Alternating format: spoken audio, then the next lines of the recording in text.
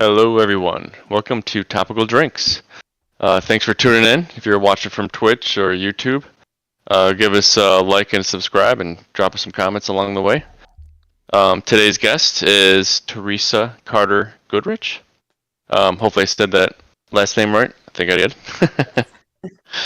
And we have Jorge and Gabe here. We are missing one host, Yadu. As usual, the youngest person is never here, obviously.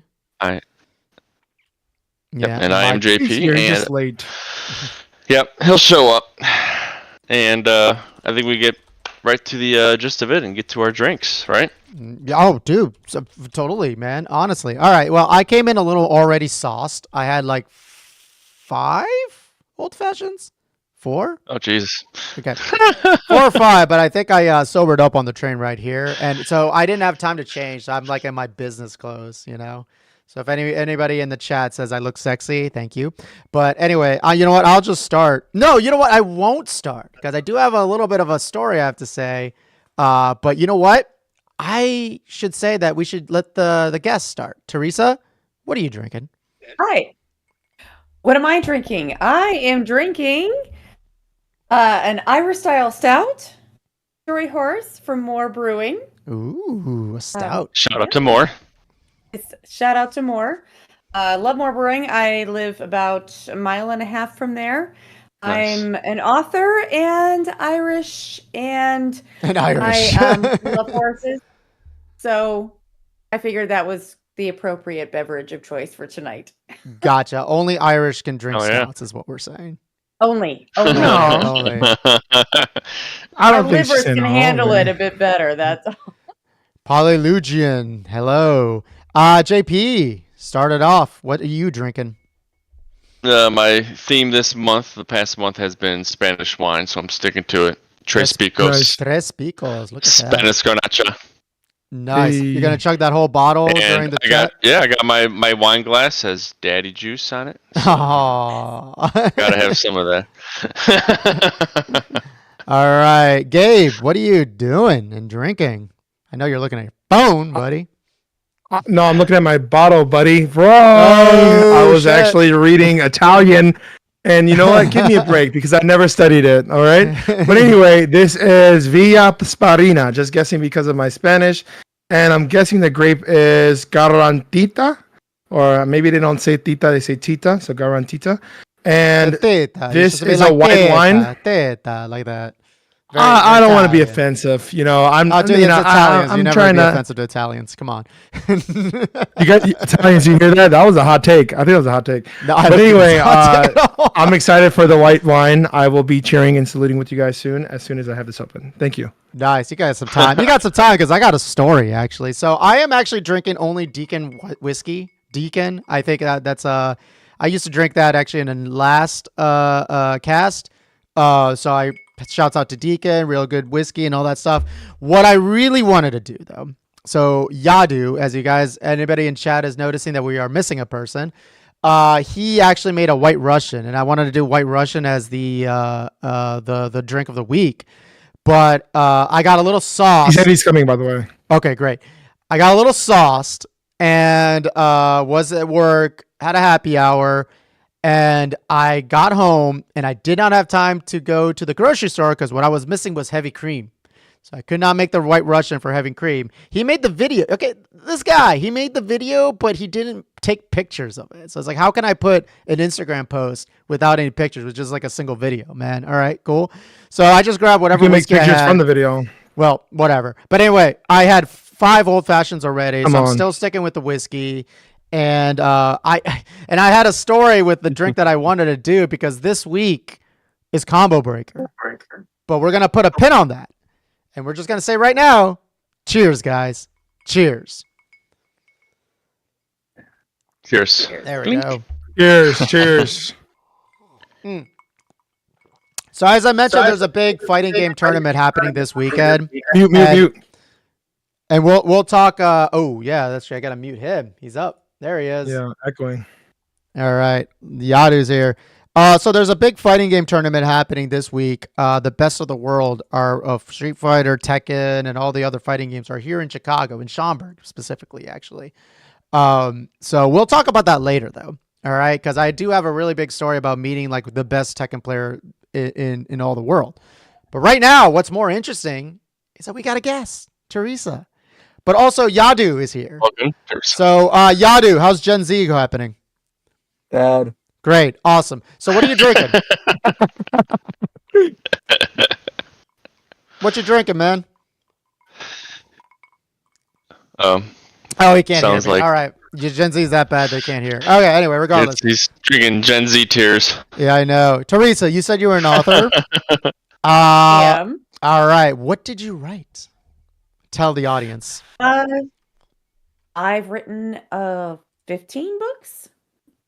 So published 15 books. I've written nonfiction. I've written travel guides. My first 2 were travel memoirs. I've published a couple of anthologies of Midwest Road Trip Adventures, Midwest State Park Adventures. These are with other Midwestern authors.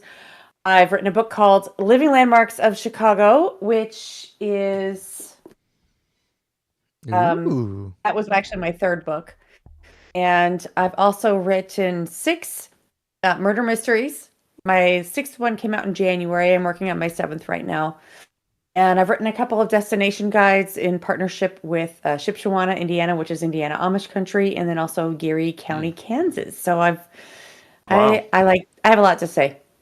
You are and because I've been following you a while, you've done this in like a matter of like less than 10 years, I think, right? Yeah, The my writing first part? book came out in 2017, and it was that fall. My second in 2018. My third, The Living Landmarks, was my third. It came out in April of 2021, and it was while I was going through chemo that came out. And every other book has been since then. So Wow. that was from 2021 until 2020, That's January like 2025. Yeah. it's like Stephen King pace. Real quick, we got a question from the chat. Are your murder mysteries inspired by real events? Oh. Not that I know of. Not that you know. Not that I participated in. Okay. But like, Not give a brief synopsis of one of the mysteries, I should say. Well, the first one, I'll just say that one. That was Peril on the Peninsula, and in a way, it was inspired by a real event because I had heard about a developer who wanted to put a golf course where Kohler Andre State Park is, or part of it, and I think actually that's still kind of going on. But so I had this idea for a developer that was swooping in, and he was going to destroy an historic inn and a nature preserve, and the community kind of rallied around, and there was a murder. And so that's kind of the basic premise. My protagonist is a travel writer, so her name is Alex Page, and she was there to celebrate this historic inn and the town of Alvin's Landing. And then this developer was causing all of this mayhem, and then one of the gentlemen responsible for bringing him in ended up dead. Oh, Wow. mysterious. Did they find out who it was, or do we have to read? Of course they did. Okay. In my books, the bad Spoilers. guy always gets it, and the bad guy always gets it. So Love it. the victim is always a bad guy, and I would the love to read murderer it. is always I'm sorry, what? You would I'd love to read it. it. I think we should all read it. Yeah. Yeah, we I should think all you read should. it. Yeah. Actually, Right now, the live book in on the stream. series is free. It's if you go to teresasbooks.com/peril, it's free. Wow. Oh. So it's already out. Nice. And then all the rest that's the idea is to get you hooked, and then you read the rest Fantastic. of them. Oh, okay. Nice. Did you say teresasbooks.com? Yes, and Teresa with an H. Oh. Teresa, I've been writing a book for like 8 years now, and I want to really know and understand the publishing side of the business. How's that Mhm. process? Did you self-publish or did you go through a? I am an avowed self-publisher. I had Nice. a publisher for the first book, and that was it was a learning experience. It was a good experience, and it was a learning experience, and I just realized I like having control. So after that, I ended up going self-publishing, and I just absolutely love it because I don't want to wait a year. I don't want to wait 2 years for my from the time I've written the end until it is in the market and in my reader's hands. Wow. So I'm happy to answer any questions you have about that process because there's a lot to it, but it's really just a checklist. All right, real first It's question easy. though. I don't know if you can see the stream. It's on teresa'sbooks.com. Alex Yeah. Page travel mystery books is one of the things that you wrote. Mhm. Okay, cool. Yeah. I got Wow. the. Yeah, those are the six. Yeah, Love it. All right, our stream. I'm showing the stream right now. I'm where you buying guys can that. go buy I'm that. buying that. Letting you guys know I'm buying that right now. $9.99. Hey, you guys get 5 books for $9.99. Look at that. Doing that. Discounted. $10. Not, Oh wow. not, Solid a, $10 not spent. I guess not affected by tariffs. Good job. Well, ebooks are Guys. not affected by tariffs, so We're going in a little spicy. I said I was 5 old fashions in. But anyway. And then you got the travel guides here from what I'm seeing on your website here. Midwest road trip. Perfect road. Planning your perfect road trip. Only Midwest though? Midwest Road Trip Adventures has road trips for all 12 of the Midwest states, and that's an anthology. So I contributed for Illinois, and I'm also the publisher. So that's this book here. Ooh. And Midwest State Park Adventures is the same concept. We just cover state parks. But planning your perfect road trip is just about planning. So it's all about how to find places to stay, how to save money on a road trip, how to budget, how to plan it, what are your steps in planning a road trip. And so that's what that's all about. All right, we do have a question here. Do you have audiobook versions? I have an audiobook Ooh. for Living Landmarks of Chicago that was recorded by my husband is a voiceover artist. Nice. Is he Nick? That's Yeah. Power couple. Oh, it's not Nick. We had a Nice. voiceover Built guy. Our walk-in closet is our sound booth. Oh, did you guys like put like the foam like in the walls and stuff like that? Like the sound I have the sound him on buffers? he's got it in his office / studio. I've got some here, but then we just decided he decided, we'd use the walk-in closet. It was better for recording because that is the best sound booth. He's like, I don't have to do any editing at all. Well, he does, but because he's also the editor and the producer, but he's a professionally trained musician, and he also has an amazing voice. His company is called With a Voice Like This. With a voice like this. Interesting. Yes, but he can't record my travel memoirs because they're in first person and I wrote them, and he can't record the murder mysteries because my protagonist is a woman. So those will be coming.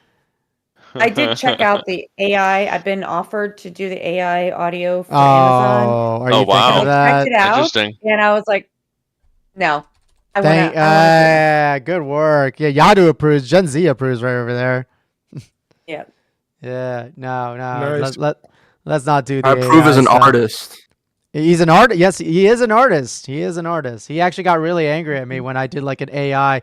Actually, I didn't do an AI. A friend of mine did like Rightfully my so. birthday AI thing. But that's a different story, though.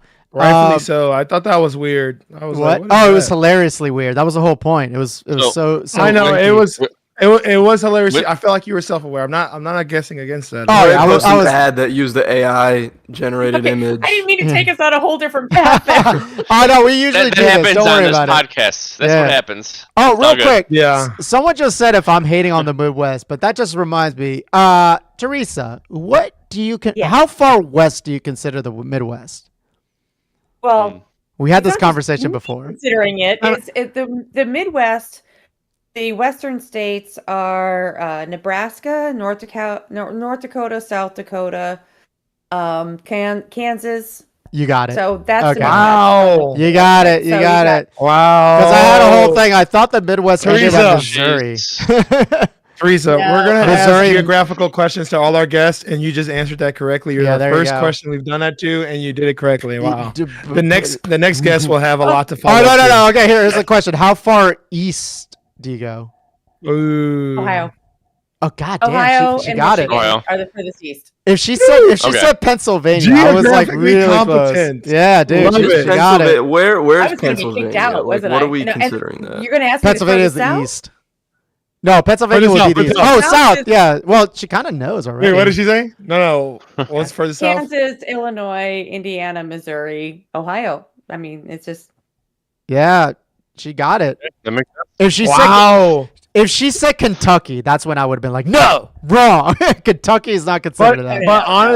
Honestly, Kentucky, half of Kentucky should be considered Midwest. I don't know. Well, I feel like it is Midwest. I feel like because of how much influence the culture of Kentucky have had on Chicago and the South in general, I think like Kentucky would be the perfect start. What influence? Hold on, what influence came from Kentucky? Like the southern Bourbon. influence around the southern food for sure, like soul food.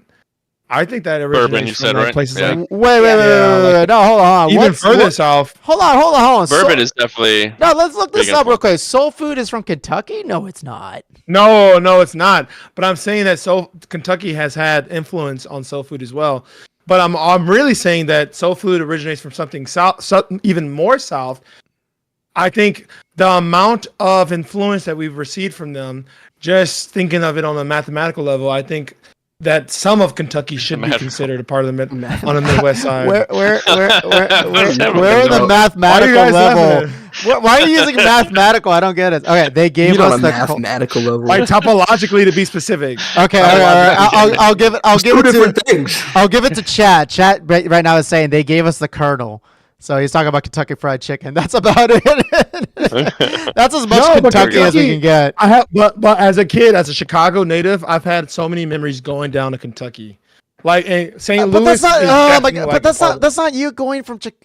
That's you going to. You know what? I'm sorry. We're derailing it. Teresa. All right. We are, So love your books. I no, not love your books. We haven't read the books yet. We'll read the books though. I'll definitely buy it right now, actually. And it seems like everybody's gonna go buy it, right, chat? But aside from that, though, tell us more. So how long have you lived in Chicago, actually, or in the Midwest? I have lived Midwest almost my entire life, except for 4 years. But other than that, And you were highly influenced by over- Kentucky, right? No, I'm just kidding. Anyway, continue. I like bourbon. I mean, that's about all. That's about it. Yeah. And I've lived in Chicago since 2001. So I've been in Illinois longer than I grew up in Indiana as a Hoosier, but I've sorry been in for you. Illinois longer. I got sorry for my fellow Hoosiers, but I like living here. So. Yeah, you got it. We got nice. we got the best. We got the So, most. wait, We got the I most wanted to ask- GDP and the best governor. I'm just saying, but that's a different story. about the writing process. Like, what is your style? Do you like set a certain amount of time per day, or is it just when you feel like doing it? I write every morning. Well, I try to write I write Yeah. in my journal every morning. As far as my creative writing, also that is I try to do every morning. So when I'm writing a novel, then it's 30-minute timer in the morning. So I've written all my novels at 30 minutes at a time. Wow. But it's 30 it's minutes at a first time? thing in the Okay. morning. 30 minutes. Yeah, just 30 minutes. I set a timer for 30 minutes and I write. And when I was first starting, I was hoping to get maybe 400, 500 words in that 30 minutes. And now I can get 8, 9, up to 1,000 words in those 30 minutes. That's And amazing. Wow. just- That's productivity right yeah. there. I Yeah. love it. Well, it starts. Because it. Go ahead. No, go ahead, JP. Oh no, I was just saying. Like I write on the train ride to work. That's pretty much like what I do, which is usually like almost the same That's- time frame. Sometimes 20 minutes, sometimes half hour. You know. That's how I started writing on my book Yeah. as well. That's So you- exactly how I started. Yeah. So you On got the red line. You're a lot faster than George R.R. Martin, who has yet to gotten the Winds of Winter. I'm just gonna say, but actually, chat asked one question, which I was gonna ask too. Is it all handwritten, or are you doing like George R.R. Martin is actually known to have like a very, very old computer that cannot connect to the internet, and he does all his writings on that. And I think it's like just like a text editor, like not Word, but just like a straight up plain text editor that he uses. How do you write it? Do you use a typewriter or do you just scribble, like handwritten? No, I mean when I'm writing, so my journaling is all handwritten, but that is pretty much that, and like my to-do list, those are all handwritten. But when I'm creatively writing, then that's on the computer. But I have a smaller computer that I use, and that is, I will open one window and that is my writing window, and that's it. And I don't open anything else, and I have a do not disturb. And because I write first thing in the morning, I have do not disturb on my phone, on my computer, on everything else. So nothing else is open, and nothing's going to disturb me. And we also have at home, we have the smart bulbs set up. And I'm answering beyond the question because that's what I do. No, we have the that's smart good. bulb set up. What? No, that's fine. That's fine. Go ahead. Okay, good. So we set up, my husband actually set this up that we say, okay, Google, start writing. And it turns certain lights in the house to blue. So then he knows, I'm Wow. not here. Do not talk to me. And it's just like, if he's recording, then he'll say, hey, Google, start recording. And it turns certain lights to red. So then I know to walk around like a little church mouse. So my writing Wow. process is that I That's brilliant. I face out the window. You can see I've got a window here. So I have an L-shaped desk, and when I'm writing, I'm looking outside, and I have my little laptop open, and I just have the one window open, and that's what I look at, and that's what I write, and I set the timer for 30 minutes, and I go. I've I got think the you just timer gave up. us some really good marriage advice right there too about the light system. That's amazing. had I'm gonna have to tried- talk to Julia about that. Yes, we had those smart. It's amazing. So when my parents come to visit, he'll set it up so that we have a guest light, and so the hallway light turns to this dimmed purple so that they can see to get to the bathroom, but they don't have to flip a light on. Brilliant. There you go. More marriage advice. What software do you use? Someone asked. I just write in Google Docs. Oh, just Google Docs. I write in Google Docs because I can Yeah, access same. it Oh, on okay. I can access it on my phone. I can access it Ah. on any device. I have Scrivener, if anybody's familiar with that. Which Scrivener. great. It's a great software. scripts? I'm sorry? Is it used for scripts as well, like movie scripts? Or no? I don't know if it does formatting for scripts or not. It's something that you can really organize your writing and your projects in it. And you can move things around. I'm a linear writer, so I write chapter 1, 2. I usually write in order.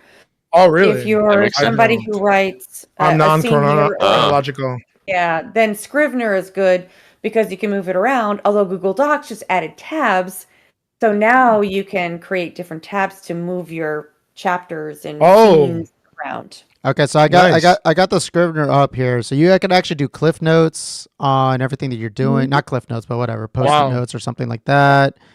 So, and it is available for Mac OS, Windows, and iOS. Look at that. Yes. That looks interesting. I'm And not it's a not I'm not a available for writer. I'm an Android. engineer. So, Okay, it's not available for Android, and I like to when I edit.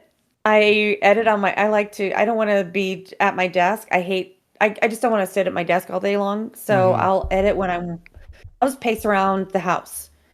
And so I'll do it on my phone. So if I'm editing, I'm just walking around, just reading my phone, going, oh, there's a typo. There's a passive phrase. I want to change that to active.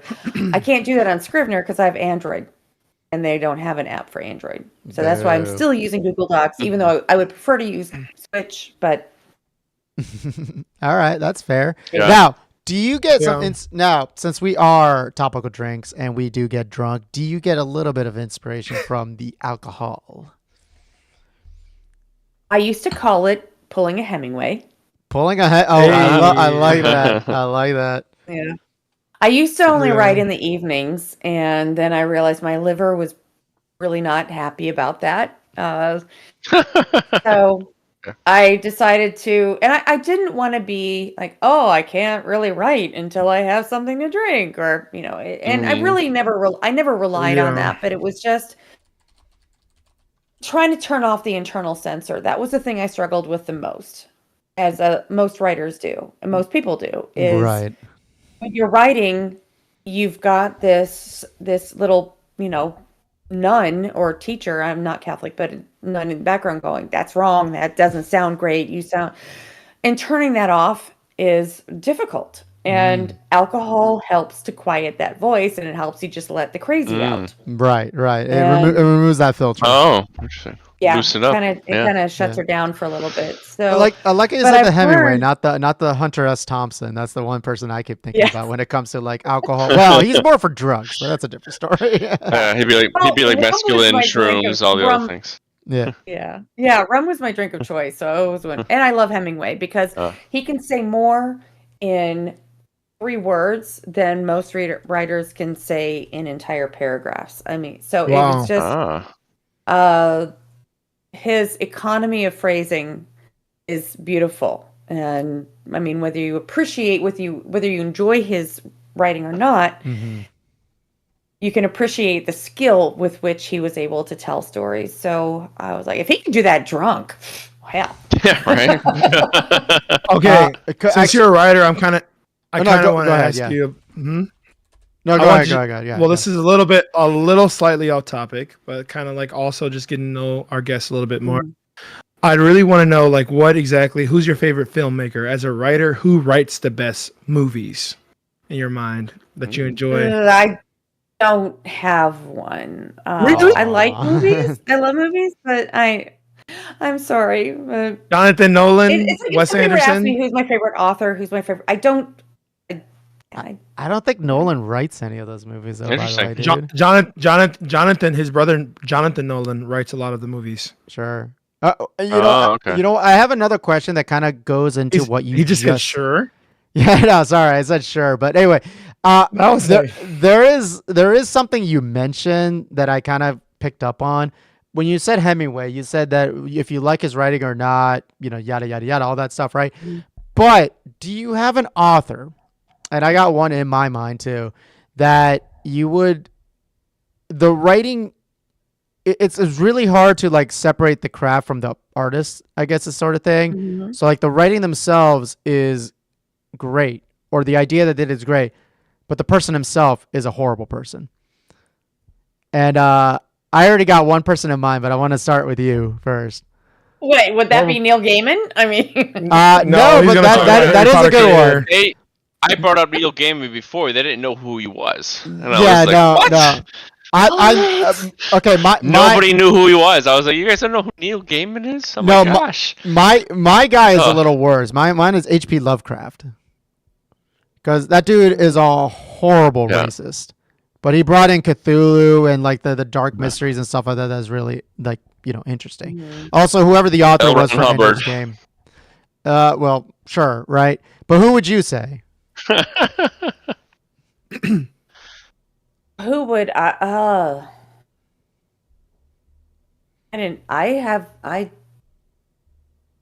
I don't know, because I really struggle with the idea of separating the artist Oh, From the that's work. an from the interesting topic. person. So It you don't is. like Yeah. Kanye? Yeah, so you don't like Kanye. Yeah, none of us like. I mean, I liked old Kanye. That's Like it. his Hey, music- Kanye his mu- 2006 again. Yeah, His Oh, music I isn't mean- good again. Who? Yeah. yeah. No, who? That's good. That's good. What's the name of the author for? He Harry changed his Potter? name when he became a villain. Oh, You guys J.K. know that. Rowling, I guess. But I He was actually, always a villain. Yeah. That's another one. Yeah. I really have a hard time with when I see Harry Oh, Potter stuff now, because I loved those. oh Now yeah, when he wrote- yeah. Yeah. Even and even now the I'm like, I can't. even the actors distance themselves, you know, and like you know, Daniel Radcliffe, he's a Yeah. great guy. Mhm. Emily Watson. Emma Watson, so on and so forth. They Yeah. completely distance themselves from her, and she just keeps J.K. Rowling? digging. She just keeps digging herself. Like she keeps digging that hole, and it just makes absolutely no sense where she's going with I don't this. know. Like, I don't. What do you mean you don't know? What has she said recently? I don't know. I haven't seen any of it. I haven't looked into this at all. Well, I didn't watch Harry she's- Potter until I was an adult, by the way. So It's not about Harry. It's not about the Yeah. Harry Potter thing. It's more about the author. So it's again, it's like again, it goes back to like the H.P. Lovecraft thing or one of those things. Like they have like a book that you're thinking, okay, they got the right mind, but for some reason the author just like they themselves, their mind goes into a different freaking tangent. And in case to J.K. Rowling, like you thought she was accepting, you thought she was cool and everything, but then she started going anti-trans for some reason, and then you're just like, where are we going with this? And then you find out she just, I don't know. What does she say exactly? Are you talking to someone that doesn't know any about this at all? What did she say exactly? The Go ahead. timeline is like she started off saying you cannot have trans rights without having women's rights first. She was like, ignore trans rights, focus on women's rights. Oh. And so that was her stance. And a little it's like, selfish. well, Yeah, and then it so she was started getting saying more she's a true radical woman, so- after that. Yeah. yeah. Like, you don't really it- see her in the news anymore unless she's like fucking Unless she tweets speaking something. on Yeah. LGBTQ Yeah. stuff. Like, But I think the maybe last she's time I just really like Kanye saw then. her, They're just drunk off the attention. They want to be in the front of the. no, attention I all wouldn't the even time. say that. Like, she finished putting out the books. The movies were done by like early 2010s. Nobody heard shit about her for years. Like, I don't know if she was making hella money. She was probably like, How okay, I old don't were need you to when work. Harry Potter came out? Weren't you like a kid? Weren't you like? Dude, five? when the books were coming out, when the first ones came out, I wasn't even born yet. Yeah. That's true. But my Yeah. earliest memory of like a Harry Potter movie coming out, like that I can remember, is probably either the 5th or 6th one. So 'Cause those- Teresa, just to give you context, Yadu right now he's 21 years old. So like our age range is like he's the most Gen Z, 21. Then it goes the next Gabe, one who goes- just turned 30. I'm 39. And JP is 75 or something. I don't know what the fuck you are. Anyway, so regardless, JP is like a 75-year-old man. Yeah, see, I remember the 55, 6th so- one coming out because I was 6 years Oh, old. damn! Congrats. Gen X here. Gen Wait, Xers, 50 hey, With you guys 55 have been in emails. 55 would be Gen X. Oh yeah, it would be Gen X, Oh, right? absolutely. Gen I was Xers, born in thank you. 70. You guys made Nirvana, and you guys made grunge. You guys produced Steve Jobs. Yeah, you Nice. guys. We made iPhone's awesome. so much. Yeah, Bill you guys Gates. are grunge. No, Bill Gates is kind of boomer, isn't he? Is he on the bridge, boomer? I think And Bill Gen Gates X? might be Oh. a Gates. boomer. Gates. He he's might be old, on. yeah, he he's might a be on boomer. the. He might be on the line. Yeah. But Steve Jobs. We made Mark Zuckerberg though, so I don't Yeah, know. sorry That's about like- that. I don't know if I claim that. No, we're cool. not. We're Facebook is cool. apologizing for that. Facebook Actually, was well. Thank you. yeah, actually, Facebook did we was not make cool, Kanye? Is guys. Kanye We've Kanye kept millennial? friends longer than ever. Hold on. Is Kanye millennial or Gen X? Absolutely, he's a millennial. I He's think. millennial. Yeah, he's a Okay. millennial. God, we make the worst Yeah, I mean, people. his- I'm sorry. No, what are you 47. talking about? No, I mean, come on. Oh, Wait a second. I mean, Wait a the second. Wait, hold The on. Hold worst on. generation. no, he's Hold on. 47. Yeah, he's at the old. Hold He's on. not a baby boomer. When you Hold on. Google Kanye, the first like related question is, "What is Kanye West's disability?" All right. No, hold on. Oh, For us, we didn't make Elon Musk. You guys made Elon Musk. He's a Wait, Gen really? Xer. Musk is 53. Really? Yeah. I am not owning every single person who was born within a certain Exactly. parameter. You That's shouldn't true. have. You Done shouldn't. Yeah. But at the We end, shouldn't be separating ourselves like this. yeah, at the end, none of us Yeah. made Trump. We not our can generation. blame it on apartheid South God. Africa for Elon Okay. Musk. Next I will say there topic. were no restrictions, but I really, if we Yeah. can avoid using that. Oh, Rick Ah, Ross okay, is. okay, Look, okay, there okay. goes Jorge again, putting people was- into categories. Oh, Our- I had no problem our with watchers are like- profanity, but that to me is profane. oh, that's very profane. The T Oh, word. The Teresa, T word. what are your comments that are like off topic? Like you're like, no, it can't go. Like She said nothing. She's fine. She She's- said we nothing, talked- man. You, missed were that here at the meeting. time. Yeah, we had that. we had Okay, the with that- preliminary with that meeting. said- Should I with have that maybe said- put a few filters in? Just Wait. No. She just did. Nope, she I have a just, question she just for put you. a filter. No, the T word. one filter. What? One word. One T word. word. The T word. All right. Not the Teresa. I mean, see, the thing is, Not the Teresa's Teresa. fine. That's a great T word. Yeah. The other Oh, one's- you're not Teresa. Yeah. The other T. You're Teresa. Teresa. Yeah. But, I Teresa. think something Gabe and Yadu missed earlier was the Alpha Beer Fest discussion, Oh yes. which I kind of wanted to circle back to. Yes. Actually, let us go back to that, and also at the very end of what you're Mark. going to say, please tell us how can we help to bring this back. Go ahead. Yes. No, go. You're asking me about Yeah. Explain. Oh, explain. yeah, I mean, explain them. The alpha. Well, I alpha beer actually, thing. I don't know which one I went to, but I went to one shortly after I got married. So it was probably like, or it might have been not been married yet. And we sat at a table in some restaurant, and we went through all the beers. It was like, I don't know, like an ounce or 2 ounce pour of every beer from A to Z that was at this presentation. Wait, hold on, JP, real quick. Let's give a context for Yeah. the chat because we actually didn't say what it was. Sorry. Yeah, go ahead. So what is what JP is talking jump- about? This was an event that I hosted called Alpha Beer, and Nice. we tried a craft beer for every letter of the alphabet. There you go. Nice. Every No, letter I'm of the kidding. alphabet, they would craft a beer. That we would try a craft beer. Try We would craft drink beer. a craft Okay. beer for Yeah. every letter of the alphabet. So not what's A? making it. What's A? Give examples. Alpha King. Oh, yeah, true. A might be Alpha King. X would be Xingu from Brazil. Actually, E? X was a very hard letter to find. So Goose Island would they would create they'd have their monthly Expressions. beers at the brewery, Z. their Zombie Dust. specials. Yep. So sometimes they had naming contests, and that would be the X beer. Nice. We Dos Equis doesn't count. I mean, I guess I said D, Yeah. but yeah, that doesn't count. no. Okay, I did use Le Fin du Monde one time as my Q beer because it's from Quebec. Interesting. that's a bit cheating. Wow. That's a bit It cheating. was a bit cheating, but you know what? Oh, Usually, Canada. actually, now it's fairly easy to find a Q beer, but at the time, it was a little difficult. I did have people call me out because I used New Holland's The Poet for the tea beer, and these because people are the- serious, and yeah. they said, no, that's a P. That's a like, P. okay, you Mm. try. I hosted 17 of these, and every time I would try to have a different beer. I did use the Xingu a few times because it is incredibly difficult to find an X beer. Mhm. But most times I would have a different beer for every single letter of the alphabet each time. And there were 17 of these. And the first one was in 2000 or 20, it was 2010. And the last one was in 2020. January 25th, 2020 was my last one. And I worked with I local remember- breweries, and a lot of them would come in and visit. So that's why I've got a 1090 pint glass because they had featured some of their beers at Zen. I'm drawing a blank on it now. Oh no. I'd have brewers come in too, so I would try to have no more than like 6 to 8 of the brewers come in to talk. And I had an alpha beer master, who would MC, and then we'd have all of the beers up on the screens around the bar. We did a lot of them at H.A. Hudson's in Lakeview because they're an amazing That's beer where bar. Yeah.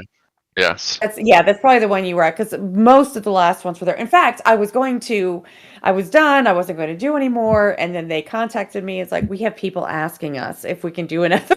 And we're Nice. asking you right now, actually, will you do it? Yeah. So, No, I wanted to that's- interrupt. I remember the one I was at.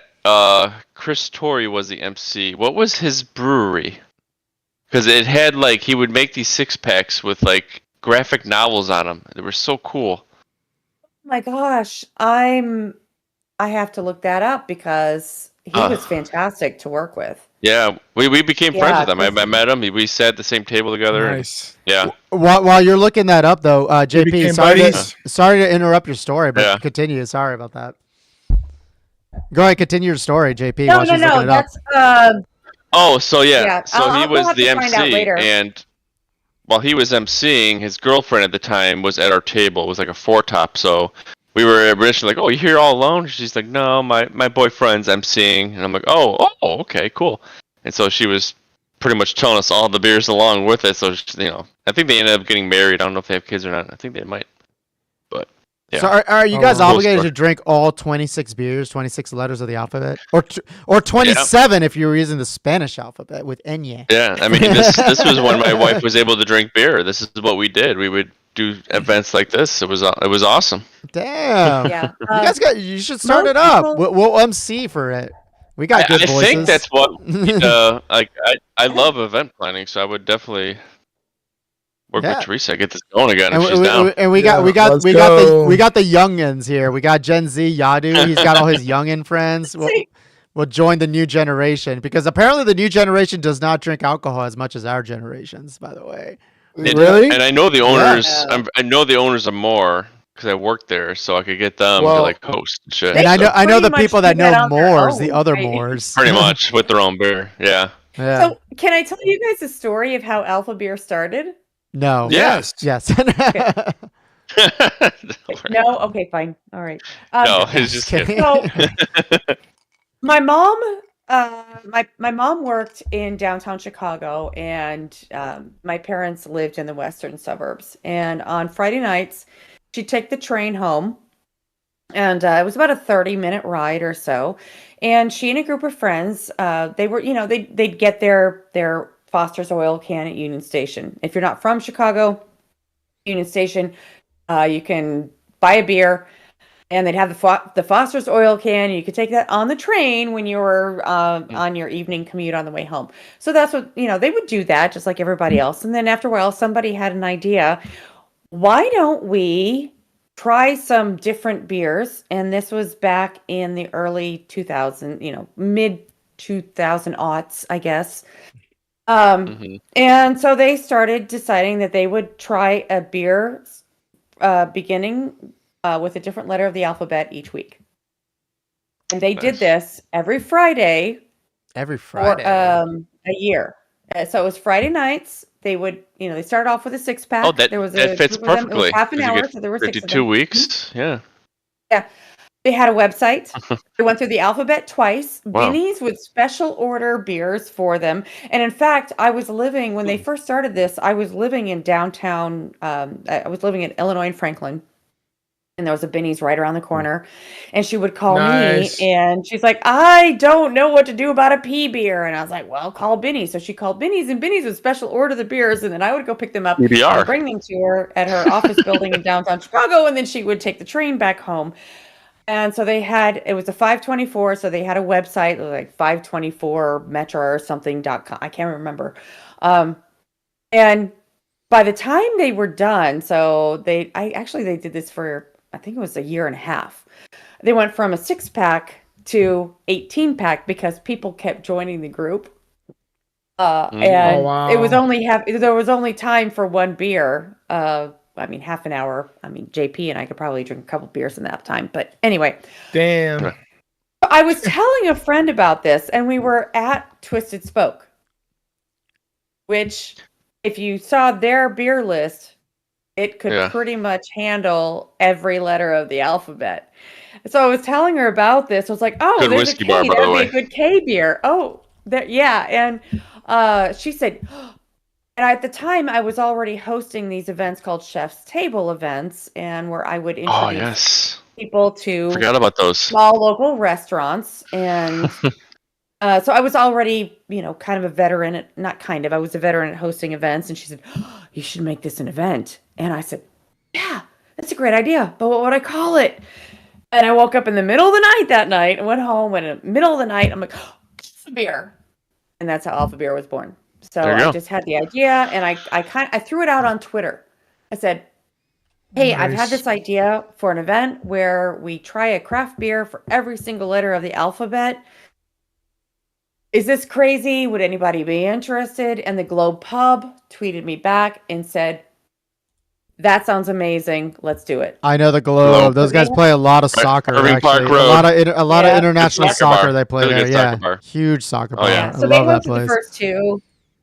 Yeah, they hosted the first two. The next couple I ended up doing at hotels by myself, which was sourcing the beers individually. I would go to Binny's. I worked with Adam. I don't Wow. remember his last name. Did you know Adam at Binny's? He was like the guy to know at Binny's. And he would order the beers in for me, and I'd go pick them up. And then I ended up working with a couple different places. But then AJ Hudson's was owned by Jamie, who used to work at the Globe. So that's how I ended up at AJ Damn. Hudson's. But anyways, I just love the story that this event story. themed around beer started with Mom. So real awesome. quick, Twisted Spoke is the place that has that weird motorcycle outside with the skeleton. Mhm. Yep. Okay, Yeah. that's where we're going at. Okay, Right cool. on the corner. Yep. I always saw that place. I never got inside though. So now It's a good whiskey bar, man. It's actually really nice. okay, you know what? Not like- I'm gonna make but make a note of it. Now that it's summer's coming in and it's getting a little warmer, I'll definitely head out. Yeah. Real quick, I got two Um, important questions sorry. though. Real quick, sorry, 1 second. Two important questions actually. One, are we doing it this year? No. Doing what? No. Unless I have a lot of help. I mean, if you guys are all willing to help, it is a lot. Can you imagine sourcing and the logistics of getting 26 different beers? Because we're not talking Miller Lite. We're not talking core. You know, Yeah, it's craft all beer. craft It's gotta be we beer. had hold on. We had a guest a few weeks ago Mhm. that actually does has a lot of connections to beer. The guy that actually did Untapped, the Aaron. beer app. Aaron. He Aaron. was yeah. Why don't we talk to Aaron? So we can work this out. Let's Yes. work it I out. Let's think we talk can to make this Aaron. Let's happen. talk to Aaron. Wait, okay. Is profanity allowed on here? Vanity? What do you mean? Yes. Profanity. Profanity. Yes. Oh yeah, go ahead. Say fuck. Yes. Fuck yeah. Damn. Yes. Like yeah. Okay. Well, I mean, and that's then not quite. all right, and then my second. So Aaron is a Chicagoan. You might have run into somehow, but he used to be like the head of marketing for Revolution, and then more. Oh, And then now he's in Pittsburgh, Yeah. and he's doing Untapped. So Actually, yeah. I want to talk to him because he just said he was in the convention in Indianapolis, and I asked him to talk to the guy from what's it called, Dogfish Head, about Chateau Jahoo, the beer, and all that stuff. So he told me he was going to talk to him. Okay, so here's my second Whoever it is, question, Therese. I don't know if you see the screen or anything. Explain can't, this no. picture of you. So I'm at Teresa's Wait. book, and I actually did not scroll all the way down, and now I scroll Oh. down. Wait, Explain. where do I Great. see this picture? You got an afro. You got a white afro on. a- Oh, I did not scroll down until I just scrolled down, and I'm like, wait, what happened here? Explain love that it. hair. I love it. all right. And where should I go to? Is this the chat lounge? There's No, a it's your Twitch. it's your Oh, website. listen. It's on your No, website. but No, I she's, mean I know but where. she's saying see I it know the live what you're picture. showing. Oh, Oh. she doesn't. Okay, hold Oh, on. you have to go to Let me send it to twitch.com. her. Either Twitch or That's YouTube. hilarious. I'll send it to her. Yeah, either Our Twitch or guest wasn't YouTube, even on whatever watching works. our Twitch. Okay. It's all right. I'll go to Yeah. YouTube. These Anyway, are 5 real watchers. Yeah. So I had cancer Oh. in. I Whoa. was diagnosed in 2020. I had Sorry breast to hear cancer. I turned 50 and wanted to check a box and get my first mammogram. I was a decade late, but that's anyway. I was diagnosed in August of 2020, and You're a I survivor. had always had what? I'm sorry, I didn't want to jump ahead, but I'm just excited to know that you're a survivor. Jump ahead. And, Spoiler alert. Spoiler alert. 2021 was my last radiation treatment, That's so I'm awesome. coming up on 4 years on that. Oh, congratulations. Congratulations. We support you. Believe it or not, I was bald 4 years ago. Oh, Oh, and that's We where believe you. That's where the Oh, afro for comes you. from. So that's a wig. Yeah. Yep. Oh, I'm No, sorry. no. Now no I feel like a shit, bad that's guy. a wig, Jorge. Golly. No, of Dude, course. you never you know. didn't feel bad at all. No, So but what- like you what can't happened recreate is- that. So my first chemotherapy was the Monday of Thanksgiving week, and my parents came out that Tuesday. And a friend of mine, when I went in for chemo, they had this little shop. And granted, this was during the pandemic. Yeah, I So, was gonna say, how did you my husband navigate this during couldn't COVID? It's like, Yeah. yeah. Yeah, I mean, everything was shut down. I got diagnosed with cancer. It's like, oh, great. Actually, it kind of was Praise a God. blessing in disguise because my hair had always been part of my identity, and I didn't have to worry about going out in public without, being bald. And because you lose all of it, eyelashes, Completely hair, everything. everywhere. Right. Nose Oh, wow. hairs, ear hairs. You don't think about that. Jeez. Yeah. Nosebleeds are frequent because you no longer have nose hair. So it's just there's a whole lot that goes along with it that people don't know. Wow. Wow. I'm sorry. You don't think about My that. Dang. I survived with my father. My father had cancer. He didn't make it, unfortunately. But I'm sorry. entire year, and I experienced that. It was an intense moment. So I really applaud you for surviving through that. I saw it firsthand. I'm so sorry. And just to be a caretaker and witness to that had to have been so incredibly hard. I'm sorry. Thank you. I don't want to make this a sad cast. I'm sorry. I definitely just wanted to applaud you. And Too give you- late, buddy. It's okay. Too late. You failed. No, anyway. I'll drink my wine and shut up. yeah. Do. No, please. No, but but it's thank awesome you. though. So we're I was gonna say choosing thank. those So- stories though. Yeah. Yeah, go ahead. Yeah. Well, so when I first went in, and I'm sorry, I don't tell short stories, but the first time I went in, my You're an author. I love that. You're like, spoiler alert. I don't believe in the idea of reels or shorts. YouTube shorts are nonsense. It needs to be long form mediums. I don't even bother. I just don't have. It's not gonna. It's a good thing we have a me 2-hour podcast. Good thing. So the first day I go in, I have this nurse advocate, and she comes in, and she's kind of like my hug, basically. That's how I thought of her. It's like she would come in and let me know I was okay, and I had somebody that I could talk with and confide in, and but she came in and said, "Okay, well, I'm going to bring in some wigs for you to try." And to see if you like them, because they have a store. They had a store at the cancer center I went to.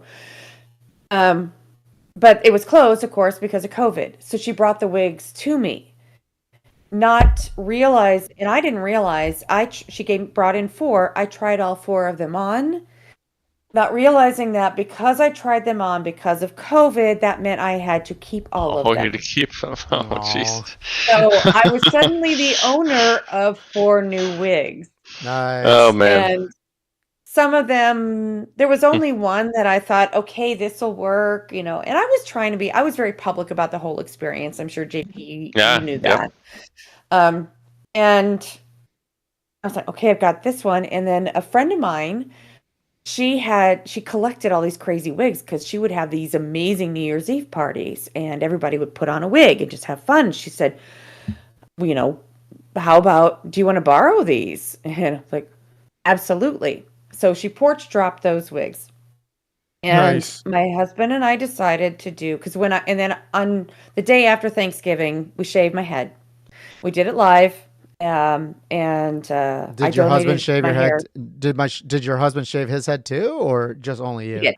He did on solidarity. Yeah. Okay, Ooh. gotcha. He did. Mm. He did. Totally Cool. embarrassed my mother-in-law because as they were shaving his head, I looked at him and I was like, you are hot. Oh, And it was live, and she was like, Teresa! I was like, You're there's like- a reason I married him. Mom." you like him But bald, all right. Barely. I mean, he looked like a badass. Aw. But we did it. We shaved it live. I donated my hair to Wigs for Kids, and then, and that was the day after Thanksgiving, and then we just processing all of this and being very public with it, and that's when my friend offered to porch drop these wigs that she had, and she did, and so I decided to do a 12 Wigs of Christmas project, and so starting on Christmas Day that year, for 12 days, each day we did a photo shoot. And I was a different character. And then Jim my husband he was a different character as well. And I never knew what he was going to be. Like one day, like I would get all glam. And I had a friend of mine had sent me these magnetic eyelashes and was set of 12. Thank you, Kara. Kara Caribou, if she's watching this. She sent me this. I magnetic totally remember eyelashes. watching this. Yes. Yeah. So I had the just regular, like normal eyelashes all the way up to full glam. And so I could put on all these outfits. And my mom had come out for the initial chemo, and then, my parents had, and then my parents went home. And then when they came back, Mom knew this project was happening. So she brought some of her outfits and some of her fantastic jewelry. So we did this whole just every day I was a different persona. And then my husband would appear, and one day he was a magician, and one day he's a lumberjack, and I had no idea what he was going to be. Aw. And one of those days was the white wig, the big white wig with it, and we just had fun with it. And so that I felt like for the last several years, that's been my profile picture, because I thought that's kind of my personality. That Nice. Let's And bring it. Kara Let's bring it back for was the chat. This is what we're talking about Caribou, here. right? Yeah, we got Okay. Chrissy Lang in chat says sending my support. Chrissy Lang, you know her? Nice. Nope. Okay. Who knows? No. Chrissy Lang from So, our chat says sending the support for you. Okay. so you Thank brought up the you. name Thank you, Kara. Was that Chrissy. Kara Karavu? Was that like Mhm. what was that? Where do I know her from? Like Q1 or something? Or Yeah. She was at the okay, loop. that's right. Yeah. Oh, the loop. That's right. All right. So, we Cool. got the alpha beer thing going. We're going to try to set this up. You know, we'll definitely live cast if we can actually set it up. We'll talk to Aaron about that. I mean, it's a great place to bring it up in a drinking podcast to get people really motivated to bring this back again. Exactly. So I And think this is something we should that do could that. happen. We So should do that. JP, yes. get Aaron on the phone. Tell him now. I don't know. Maybe we could do like a charity or something based off that or something. All right, Yeah. cool. Oh, that'd be great. Yeah, we should. Yeah, Oh, that's tell actually him a it's about really good charity. idea. Yeah, Charity's exactly. yeah, Yeah. get it going. Hell There you yeah. go. I Yeah. like it. And we'll do it like for the most like unknown charity or something like that, like the weirdest thing. It's And like, we could podcast it. exactly. Which would be even cool. Maybe the charity of like buying me a new TV or something like that. Just kidding. That's No, because we're still looking for that Raytheon money, buddies. We're still looking to sell out. We will sell out immediately, by the way, if we get these. Like, and checks. Yato needs a job, so maybe we'll just get him a job as the MC. There it is. Oh my god. We've already said if we get more than let's say 100 subscribers, Yadu's gonna eat a whole ass chicken in the next podcast. There we go. And oh no, better Chicken. yet, drink Like a all. rotisserie chicken. No. Drink all beers, all 26 chicken, letters of the alphabet beer. There you go. I will say we had people who they made it their mission and they would stack up the cups. How big were the cups? Let's be honest. How big were the cups though? Oh, they're 2 to 3 ounces. 2 to 3 ounces. So you're Yeah. drinking 6 That- to 9 Dude, beers. you were before we were hammered when we left. That's for sure. Yeah. What letter Then- did you make it to, JP? Oh, we went all the way. You went all the way to Z? A to Oh Z? yeah. Really? Oh yeah, for sure. Oh, interesting. We I should mean, make a this is contest living in about the city. that. You just get a cab home and just. That's true. You could also combine it with like hot wings and shit like that. I know you a can- place beer You can take breaks miscuous. for ordering food, you know. Oh well, Yeah. sure. I know a place beer miscuous over in downtown. I don't know if you guys know that place. That place is right now one of the biggest beer halls in Chicago at this moment. Mhm. So we could. Well, let's see if Aaron knows anybody from there because that place would actually be a pretty good spot. Anyway, Aaron knows everybody. Teresa knows everybody. They'll between all of us, we'll figure something out. oh, So. let's make it I happen. would have to give AJ mean- Hudson's first right of refusal, though. Okay, that makes sense. I Yeah, the mean, place that had it, and say, hey, Yeah. we want to bring it back because yeah, I mean, with you running local tours for all those years, you met so many people, and I met a lot of people like helping you out on that. So You know Yeah. what? Let's bring it that back was back in the day. I want to bring it back a little bit to the tourism guide, actually, real quick. One Mhm. thing I did want to ask though, so with everything that you've known in terms of like writing this guide and stuff like that for the Midwest, aside from Chicago, clearly, what would be, I guess, your most? No, let's start with this one. What's your least favorite place in the Midwest? How about that? I don't do that. Not a hater. Could you not do that? It's all For, good. could you do that for us? Let's say it's your, That your is- least. no, it's like Your favorite, but it's not as Yeah. favorite, not as favorite as other places. How about that? Nope. No, you're not gonna do that for us. All right, fine. What's There your are enough what's your? places that are trying to tear places and people? No, I just don't do that. I prefer to. Oh, I mean, we hate the people I- from Wisconsin, right? Green Bay. I mean, Green Bay's got to be that one. Yep. Come on. Yeah, come on. My first novel in Door County, for heaven. No, But no, they I suck. feel like there are enough places that tell you where not to go. My role has always been helping people figure out where to go, not where not to go. So if there was some That makes place I sense. went That's the to that I opposite. didn't like, then I didn't include it. All right. Yeah, that makes I sense. have no idea what the hell is going on with Gabe right now. Gabe is dying Yeah, he's at this laughing at moment. something. Okay, Dave, let's go. No. Gabe's too Okay, drunk. fine, fine. Let's say this. Let's say, what's your favorite place that isn't Chicago? Go. in the Midwest. I don't have a favorite place that isn't. Like I said earlier, I don't do favorite places really because I feel Okay. like every place has something to offer.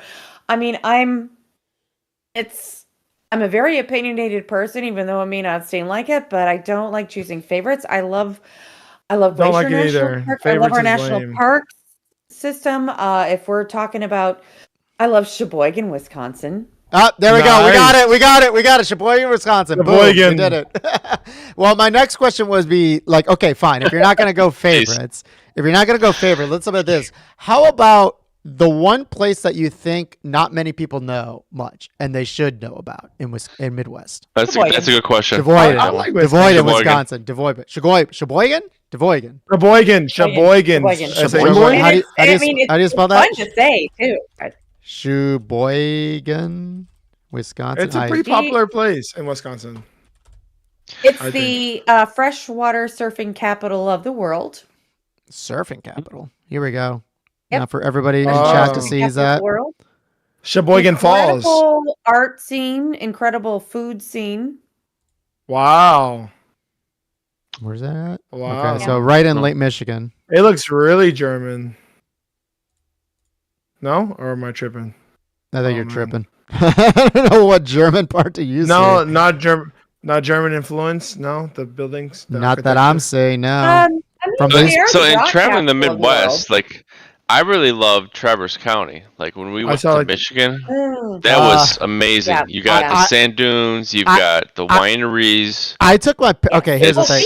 Like Here- 50, 60 wineries on that peninsula. All right, Yeah. guys. Yeah. Sorry. I took my Yeah. parents. Me and my wife took my parents to Traverse County, Traverse City, Michigan. Traverse, yeah. Because the Catholic priest that actually baptized Zaria, my wife, he was like, oh yeah, there's a really good winery, which we had no idea Michigan had wineries up there. We had no idea.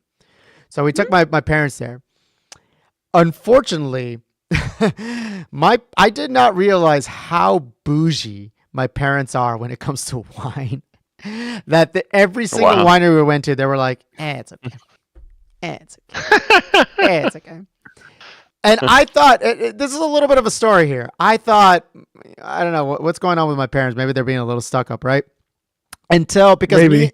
me and my wife are not wine people. Like I'm not a wine person at all. And same with my wife. We're more whiskey people, both of us. Mm. It's only a couple weeks ago when I went back to Columbus for my nephew's first communion that my dad busted out a bunch of wines. And he's like, I think you guys are going to like this, right? And holy Nice. shit, he was correct. And that's when I was like, all right, maybe my parents weren't just blowing smoke. They know their shit when it came to wine, right? But I loved the atmosphere in Traverse City. Now, I don't want to harp on Traverse City or anything like that. I do love the atmosphere. I do love the series of a lot of boats and people with midlife crises buying boats in there. So if you have a midlife crisis, get yourself a boat to Traverse City. Okay? Saying that right now. And they had one place that had a very, very good cider. I don't know if you guys know that place. Maybe I'm wrong on that. There was one cider place that was very, very good. And that's the one thing that actually stood out to us. Out of all the wineries there, they had one place that was ciders. Yeah. There's Marie Jolly Vineyards. I Pumpkin really is up loved. there. What? Jolly Pumpkin? Valley Jolly Pumpkin? Pumpkin is maybe. up there. But they're not cider.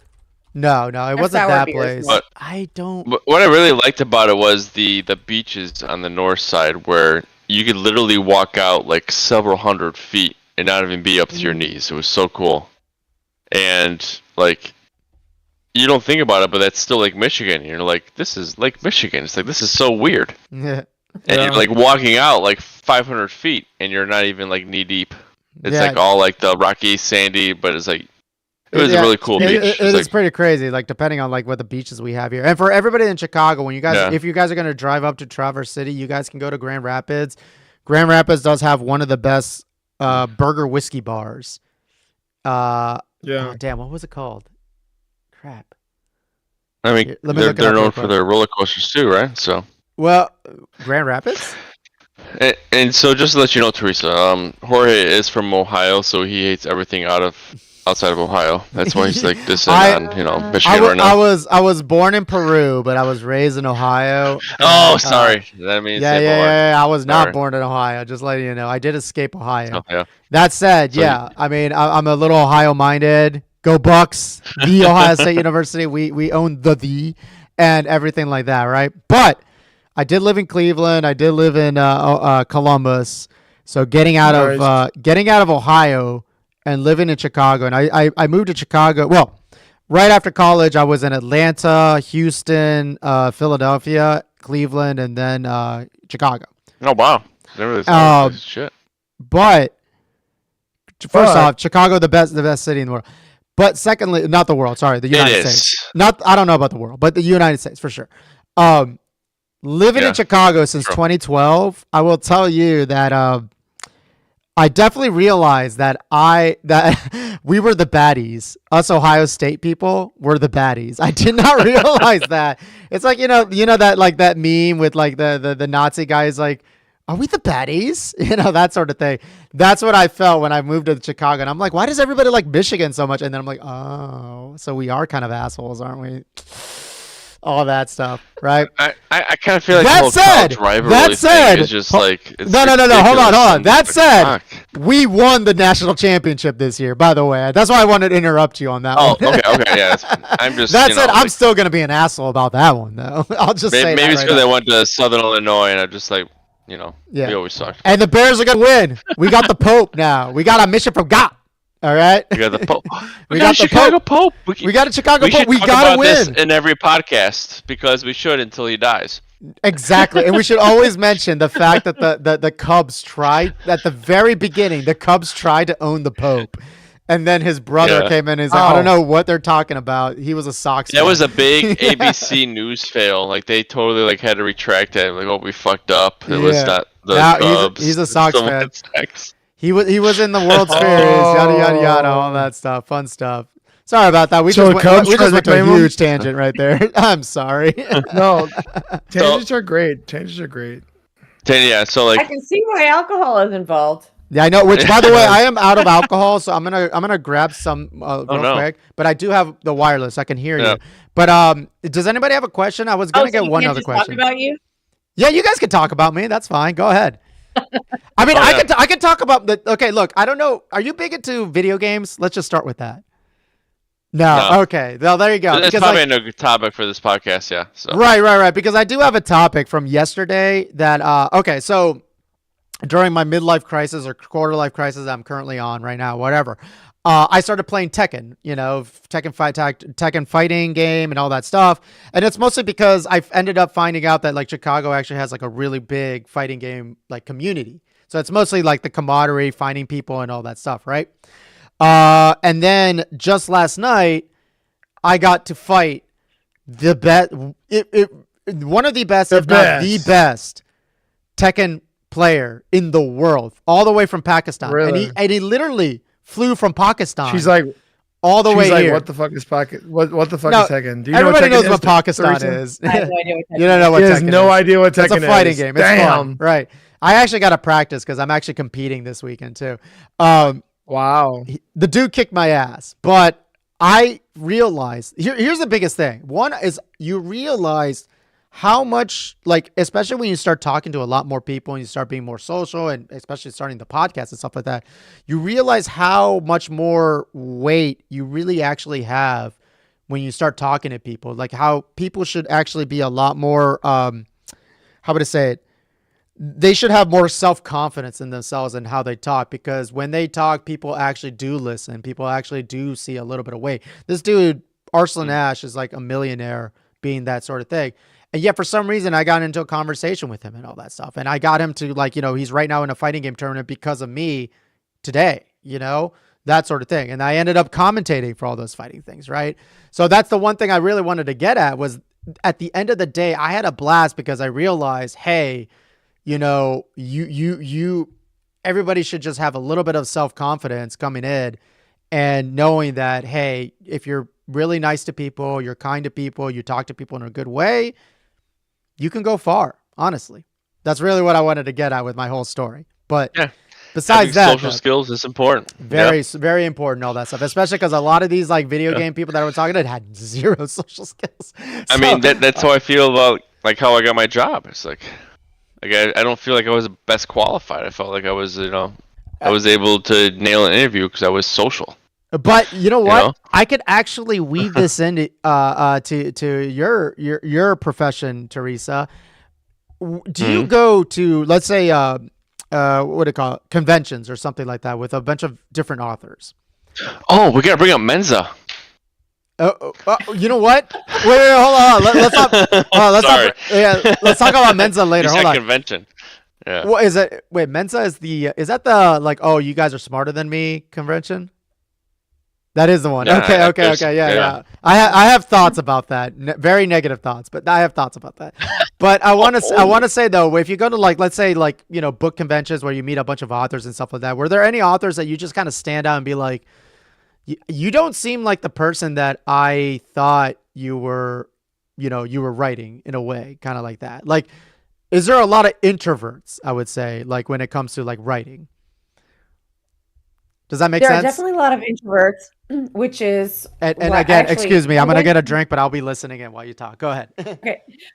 I actually went to my first. I've been to some travel writing and travel related events, but I went to my first author conference last October, and it was a very intimate conference, and it was in Chapel Hill, North Carolina, and I'm going to my second one in November of this year, and it's going to be the largest author conference for independent publishers called Author Nation, and that'll be in November. But other than that, I haven't been to a lot of author, but I've just conferences. Mine has been mostly B2C focused. I've been really, especially with the local tourist, focused on, I've been hosting my own events, and I really haven't been to a lot of trade shows or conferences per se. I've been to Women in Travel Summit in Milwaukee, but that was back in 2017. So I've been to travel writing related conferences, but not a ton. And frankly, usually and I don't mean this to sound arrogant, but usually when I've been to the conferences, I've been speaking. So I haven't been to a lot as an attendee. And like I said, I've only been to one author conference so far, and I'll be going to my second this upcoming November. What's So the name of that arrogant. conference? The Mensa, is that the one? One we're in talking- November is the one in November. It's Author Nation. And Author Nation that Conference. it used to be Where is it at? 20 books. What? Where is it? It's in Vegas. Nice. Oh, Vegas. You know what?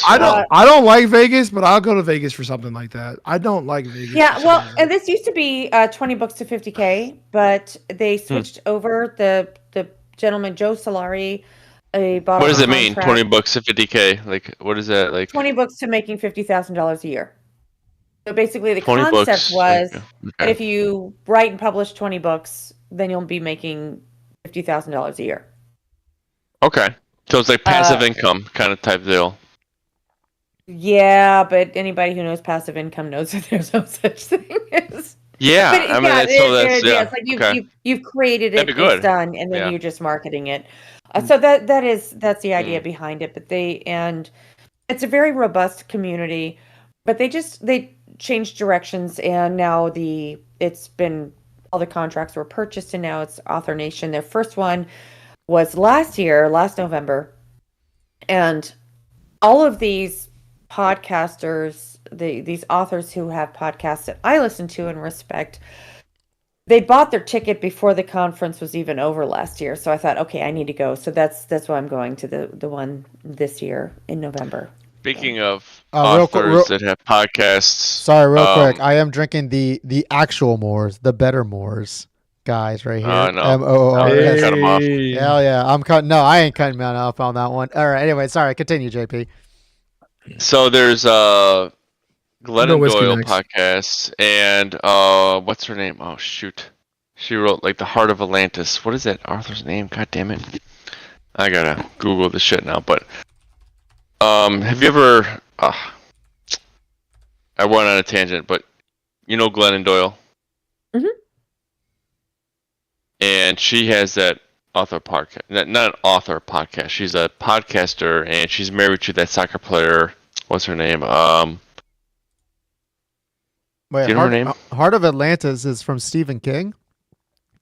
Hold on a second. I looked up Heart of Atlantis. It says Stephen King. Novellas, 2 short stories from Stephen King. Give me a second to figure out who I'm talking about here. Stephen King famously made a lot of famous books, but I still remember that he made It, and there was a really weird sex scene in it. Glennon Doyle's married to Amby Wambach. Mm-hmm. And they do a really good podcast together. I forget the name of the podcast, though. I Can Do Hard Things. That is something I recommend. Julia must be listening to me. She's texting me. She's like, these are the answers to what you're talking about. Like she's faster than Google. Yeah, man. Thank you, Julia. All right, so real quick, I think Gabe went to the bathroom. I don't know where the hell Yadu is, but you know what? This is a good time to mention something. So something was mentioned that really perked up my ears. Mensa.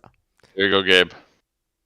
What the hell? He keeps doing that. I don't know, but I'm definitely clipping that, man. Wait, what happened to Yadu? Hold on. Oh shit, Yadu's saying he's fighting for his life in the toilet. Hey, Gabe. Yadu's fighting for his life in his toilet. You don't need to hear that. I just say Gabe lives in the same building. What am I on right now? What? And it's only 10:21. We get a little bit more wasted at 10:30. Anyway, regardless. Well, because everybody came onto the show drunk except for me, apparently. I did, yeah. I came in, like I said, 5 or I forgot, whatever. Drunk? I just did a tasting so I could find out what I should drink tonight. I tasted 7 beers just to find out which one I like. No. Hey, I'm a pro. I got, like I said, You got the A to Z thing. Yeah, I know, which we have to start again. But okay, hold on. Mensa. What's the deal with that? Yes. Now, let me preface all that I remember from Mensa is the fact that you have one of the most loudest people of Mensa are probably the most arrogant, I would say. Would you agree with that maybe or not? No, You're always trying to put it in a negative twist here. No, it's not a negative because what I'm saying is that there's a lot of people that at least from what I know, like when you hear about people that like say that they're from Mensa, typically it's because it came with a controversy with those guys, right? And then suddenly it comes no. They could have just been born here. No. It's more like, well, okay, for anybody that doesn't know, Mensa is like the largest and oldest high IQ society in the world. I literally just read that in the Wikipedia right now. Yeah, it is. So it's basically a nonprofit organization with a society of people with high IQs. First off, what's the IQ threshold to start being Mensa? What is it? I don't know. I'm not a member of Mensa. I haven't applied to Mensa. I have no idea what my IQ is. Wait, but you spoke at Mensa. There you go. No, she isn't. So she's speaking. She's going to speak. Yeah. I'm speaking at Mensa this year at their annual gathering. Okay. So out of hold on. This is something I should have asked you before the podcast. So I actually one of the things that JP mentioned when he gave us like a little bit of a synopsis is that she is also speaking at the yearly Mensa conference soon. So when I read that, I thought you're speaking yearly, not that this is the first time. Oh no, yeah. Okay, that's not my fault there. All right. So one thing. My bad. Secondly, wording problem there. Now, why did they invite you? And actually, let's say what happened. It's because of the book. Yeah, they the program director. Somebody read my book, Living Landmarks of Chicago, and told the program director for Mensa about it, and he read it and loved it and sent me an email saying, "This book is amazing. We would love to have you speak at our annual gathering." Nice. And I thought it was spam. I read it. I was like, "This is." I mean, yes, it's a great book. All right. I will fully acknowledge that I'm incredible. This is my passion project. I am incredibly proud I wrote most of this book and researched most of it while I was going through chemo, and it kept me going. I published it 5 days before my chemo was done. So Wow. this book and I are just eternally entwined. And That's so Love it. Love so it. when he asked me, and I got this email, and I thought, is this real? So I did what any sane human being would do, and I Googled the name in the signature. And turned out he was the program director for Mensa, and he was legitimate. So I replied with it. The thing that really cracked me up about the email was he said, "If you're not familiar with Mensa," and I'm like, if I'm not familiar with it, I mean, I always knew what it was growing up. My parents didn't believe, they don't know their IQ. They didn't believe in getting us tested. They just thought, we just don't want to we don't want to quantify your label intelligence. somebody. Yeah. Exactly. So we were never tested. But it was an organization of which I was always familiar. And I knew the level of attendees that would be at this and what an honor it was to be invited. So I said I would be honored to speak, and it's taking place That's at awesome. the Hilton Chicago, which is one of the books one of the landmarks that's featured in the book. He didn't even mention that when he reached out to me, so I don't think that was a determining factor. But they wanted to include locals who would be able to tell compelling stories, and apparently he thought that I would be able to. So, and he also, that's he actually didn't know that I do speak. I speak at the Travel and Adventure Show across the country. I speak at libraries. So that's how that came to be. And I am very honored, and That's cool. I'm excited, and I'm a little nervous. All right. So, sorry. I Just can imagine it's real the Landmarks of Chicago book. Is that something you want to read in a sitting, or is this something you want to put on like your tabletop for people to just pick up and look through? Like, what type of book is it exactly? It's So that I mean, it people could know. be either, but it's basically a Yeah. series of vignettes. So I highlight 50 Chicago landmarks that are in existence today. These are the original concept was that I would highlight landmarks that are available that you could go see today and tell more of the present day story. I actually had a book launch set, and it was going to be at the Blackstone Hotel in the English Room, appropriately enough, for March 16th of 2020. Everything shut down. The close down date. Right. So Jeez. 2020 was kind of I mean, Jeez. Year of I shit. got the Yeah. call on March 8th, I think. Maybe it was March 12th. Anyway, just saying, yeah, because they had people staying at the hotel who had COVID, and they had to cancel. And this was before it was really public, so they couldn't even. They couldn't even say anything, so we just had to cancel it. They didn't know. They were like, oh, this was all just happening, all just starting. And so I took a step back, and I decided I was going to focus more on the history of these landmarks and like who was Daniel Burnham? Who was William LeBaron Jenney? And I discovered these stories that were absolutely phenomenal. Like William LeBaron Jenney's dad owned a whaling fleet. So he was sailing around the country on around the world on his dad's whaling fleet. And he saw these bamboo huts in the South Pacific. And that is what inspired the skyscraper. And that's why we have skyscrapers today. Because his dad had a whaling fleet, and he was an artist and somebody who could imagine things. And those are the kinds of stories. Like Marshall Field literally jumped on a moving train to propose to his first wife. And it was the only impulsive act he ever did, and probably the one he regretted the most, because it was a miserable marriage. But so it's yeah. Real quick. How did Jim propose to you? That's the next question. Is that? I'm sorry. What? Is that the next question? Really? All right. No, actually, I love hearing marriage proposals. Really? All right. Well, I was gonna really quickly say, just for the audience and stuff, to be Mensa requirements, and no hate on Mensa. Sorry, you're speak on it.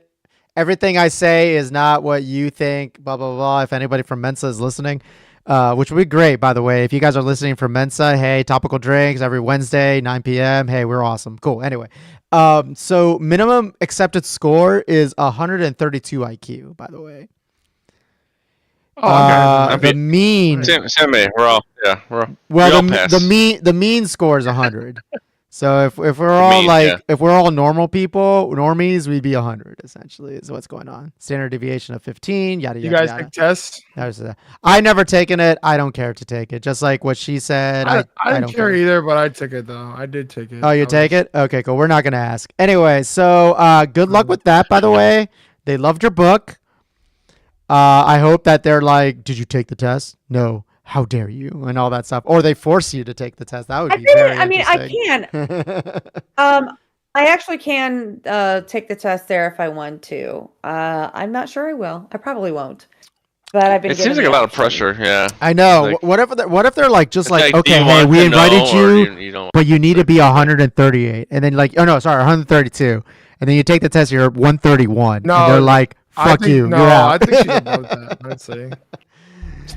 I don't know how strict they are, honestly, but regardless, though. But no, honestly, I think good luck. unlikely. Good luck with that speech, by the way. Honestly, like no hate on everything like that. I think any promotions to your excellent book and all that stuff, and I will buy it right now. Real quick though, I do want to mention something. I was actually trying to go back to your website and I Googled Teresa's books. I have a question. Do you have any recollection of a book that you would say is just, you know what? I know I've been asking so many questions like this. Straight up awful. A book that you're just Always like, negative, yeah, nah. negative Nancy over here. Well, the reason I say that is He always because wants to take the worst book, the worst experience. I looked up Teresa's book, not Teresa's book. My mistake. And the first thing that comes up is Empress Teresa. You ever heard of that book? No, I have not. Okay. So No. that book is a really good example of some author that is a little too high in his own hubris, right? Oh my god. And he will be fighting people in the reviews, and there would be like the reviews of them like basically saying how bad the book is, and then he's fighting them using like excerpts of his own book or anything like that, right? And I think the better way to like kind of, I guess, ask a better question here is this: would you have, let's say, like people that would critique your book a little unfairly? I would say. Mm-hmm. And how would you feel about that? How would you take it? For all the aspiring authors that we have 2 authors here that want to be aspiring. They're probably going to get some of those critiques. How would you take that? I just saw something today or yesterday. 2. And that's it too. Aspiring. 3. Actually, she's 3 here though. No, she's the author. You 2 are the aspiring authors. She's talking. Let her talk. Yeah, go ahead. Yeah. Sorry. I think we're there's something. I saw something. It was either today or yesterday or recently, and it was just saying that you can have 2 people read and review the exact same book and have wildly disparate reactions. Mm-hmm. So you can't.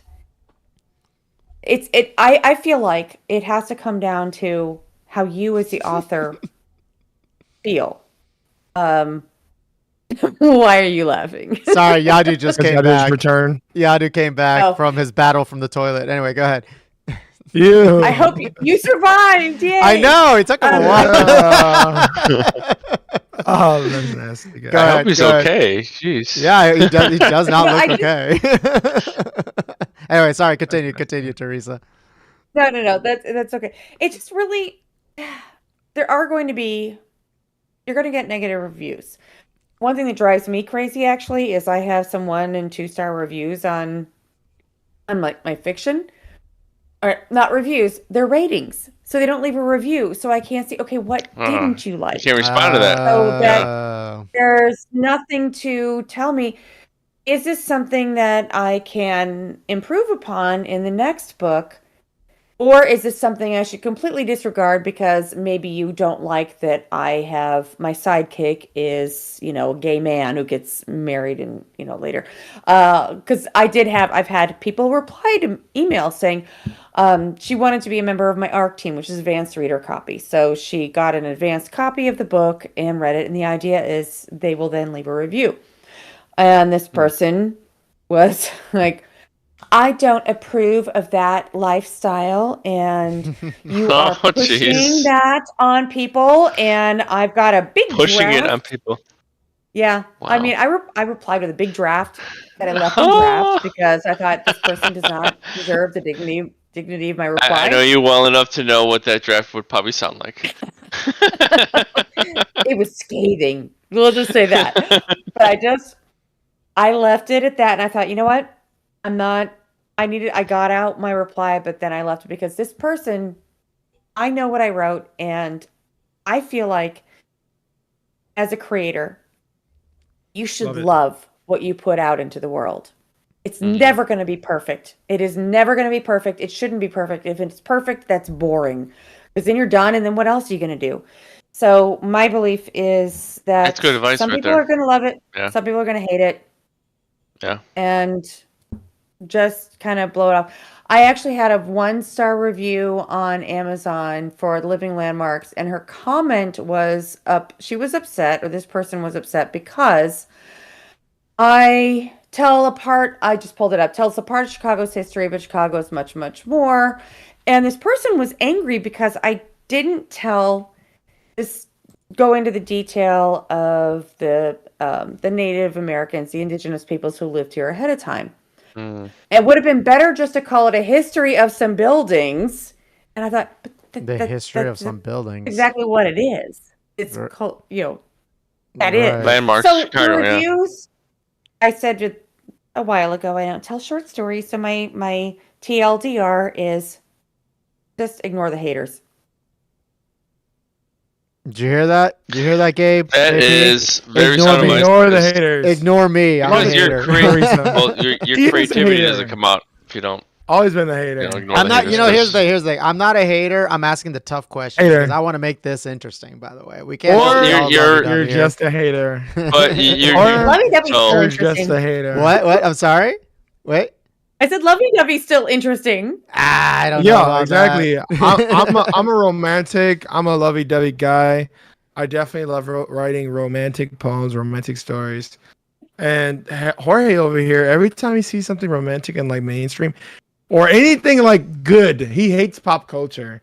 He hates like movies like Tenet. I Did you hated like Tenet. Django? I hated let's not Tenet. get into that. Let's not I get into like that right Django. now. So I like, like Django. Oh, okay, so thank God. No, I hated get back Tenet. into talking about writing. So like, yeah, I know. Sorry, with- go ahead. so with writing fiction and Okay. nonfiction, like, so I like writing sci-fi, and with that you have to get technical. So it's very hard to like hit that point where you're like, when you're talking about sci-fi stuff, like, okay, do I have to research to the point where I'm absolutely right on this science, or do I just let sci-fi take over and just make it be what it is, So what I want it to be? What you know? you're kind of asking is like you make your own rules and let the reader basically just go with your imagination. Like, hey, let's be abstract with what we're doing because that's not the important part. The important part is the story.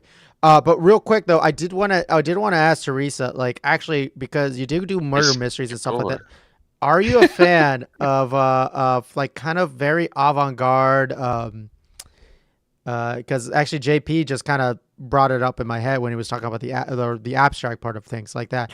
Let's say Twin Peaks, for example.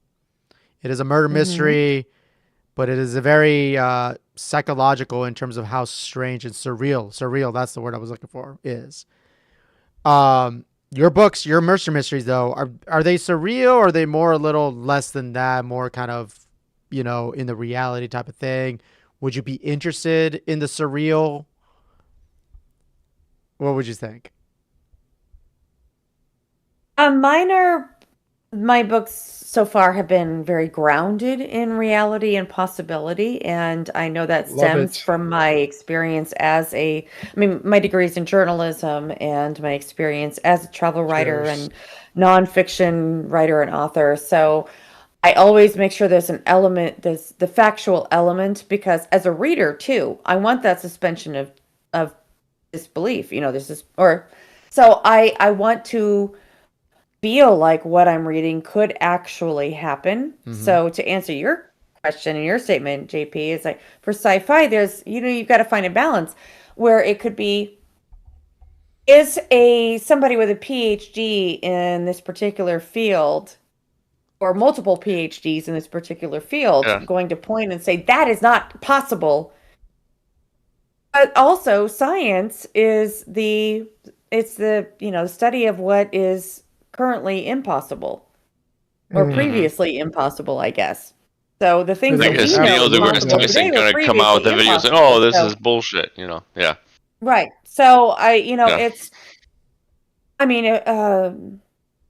it's your own level of comfort. But as far as the surreal part, yes. I mean, I love fantasies. In fact, I'm working towards writing a whole fantasy universe, Ah, and see, that'll that's where be I wanted to. Okay, Oh. now this yeah. is where my Oh. question was going with. And thank you so much for getting to that part because I wasn't going to go to the surreal, but then now I was going to actually ask for that part.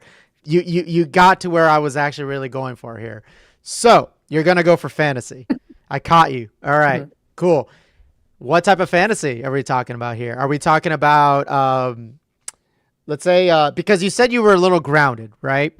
Are you looking to more Mhm. like I guess what's the word of it? There's a difference between like there it is, high fantasy, which is like everything's fantastical, elves and stuff like that, and then you have low fantasy, which is more of the Conan the Barbarian type of stuff. That it's like it's grounded, but there is still a little bit of magic in a way.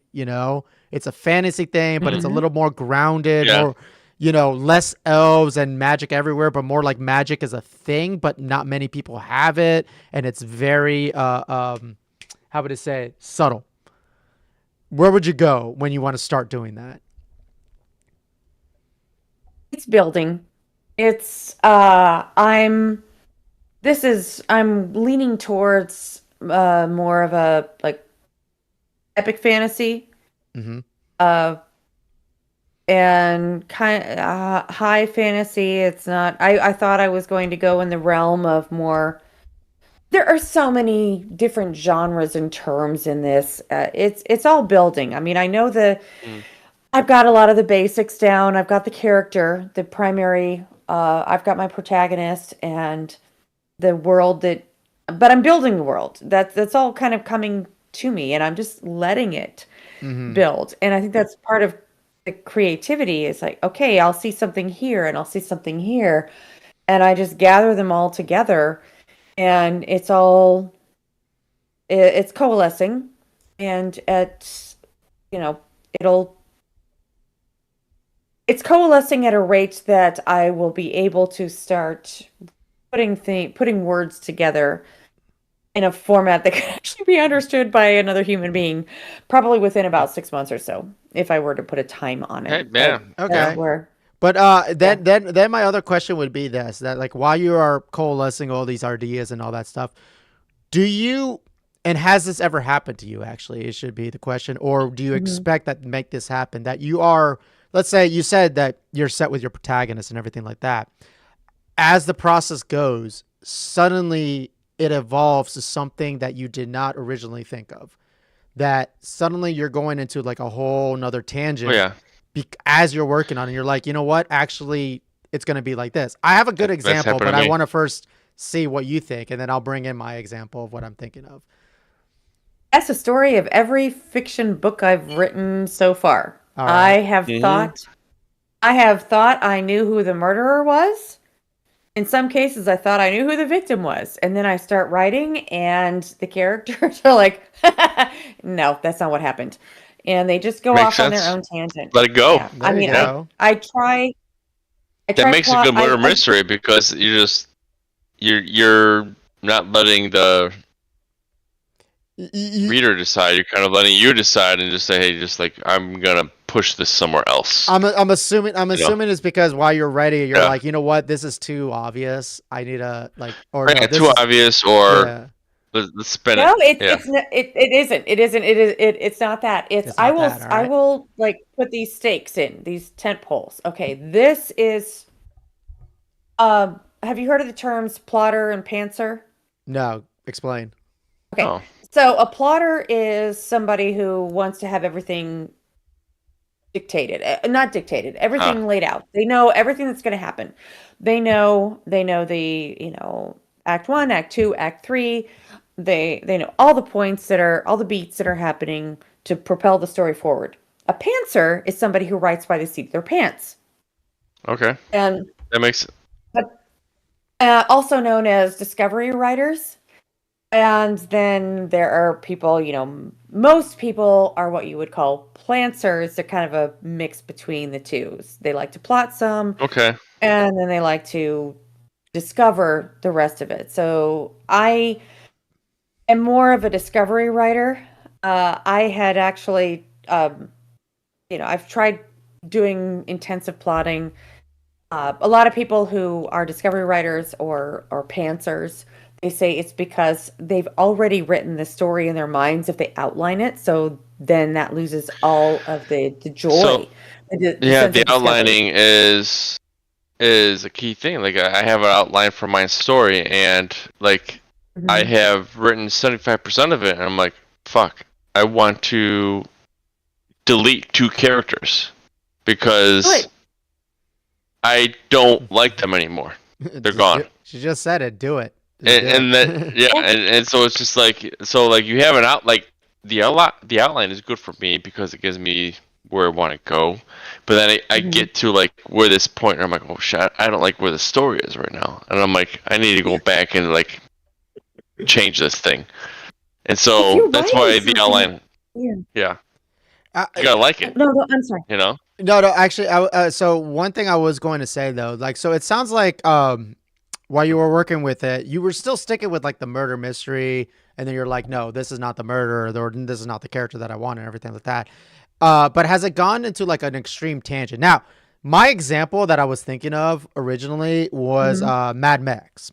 I don't know if you know the whole story of Mad Max, or Mad Max, the movies at least. I do know Mad Max, but I don't know the whole story. Okay, so originally the story was that Mad Max was not so much how it was just basically a journalist that progressively gets a little bit more insane because he keeps seeing a bunch of like really horrific like car accidents that he has to report on in Australia. That was the story. That was the original story. And then as they were progressing, George sorry, what's the writer, the director? Not George Romero. Well, I'll look it up real quick. What movie? What movie? Mad Max. Mad Max. Then it went from a journalist looking just progressively like going a little insane because of all the car crashes he has to what we have. George Miller. Sorry. George Miller is the guy. Yeah, George Miller. That is the type of kind of writing that I'm saying goes like in outwards. Like as he's like making the movie, he's like, this isn't fun. And then he suddenly makes the insanity that we see now as in Mad Max. So my question is like, could you foresee while you're writing this like kind of fantasy thing that, or would you not just foresee, but would you be open that like suddenly your entire story as you're building it kind of gets scrapped originally to something that you feel is better, that is just a far huge difference than what you started with? Could you see that happen? Oh, absolutely. In fact, that's already happened with this particular this fantasy. Originally I thought it was going to be this portal mystery, or not portal mystery, but a portal fantasy, and inspired by the Thorn miniatures. The Thorn miniatures at the Art Institute. Oh. And that is a book that will eventually happen, but I felt like what it ended up happening is I felt like I was trying to shoehorn this idea of this portal fantasy into what going to eventually be this whole, universe that I'm creating. So it's, and the thing is with when you're creating, you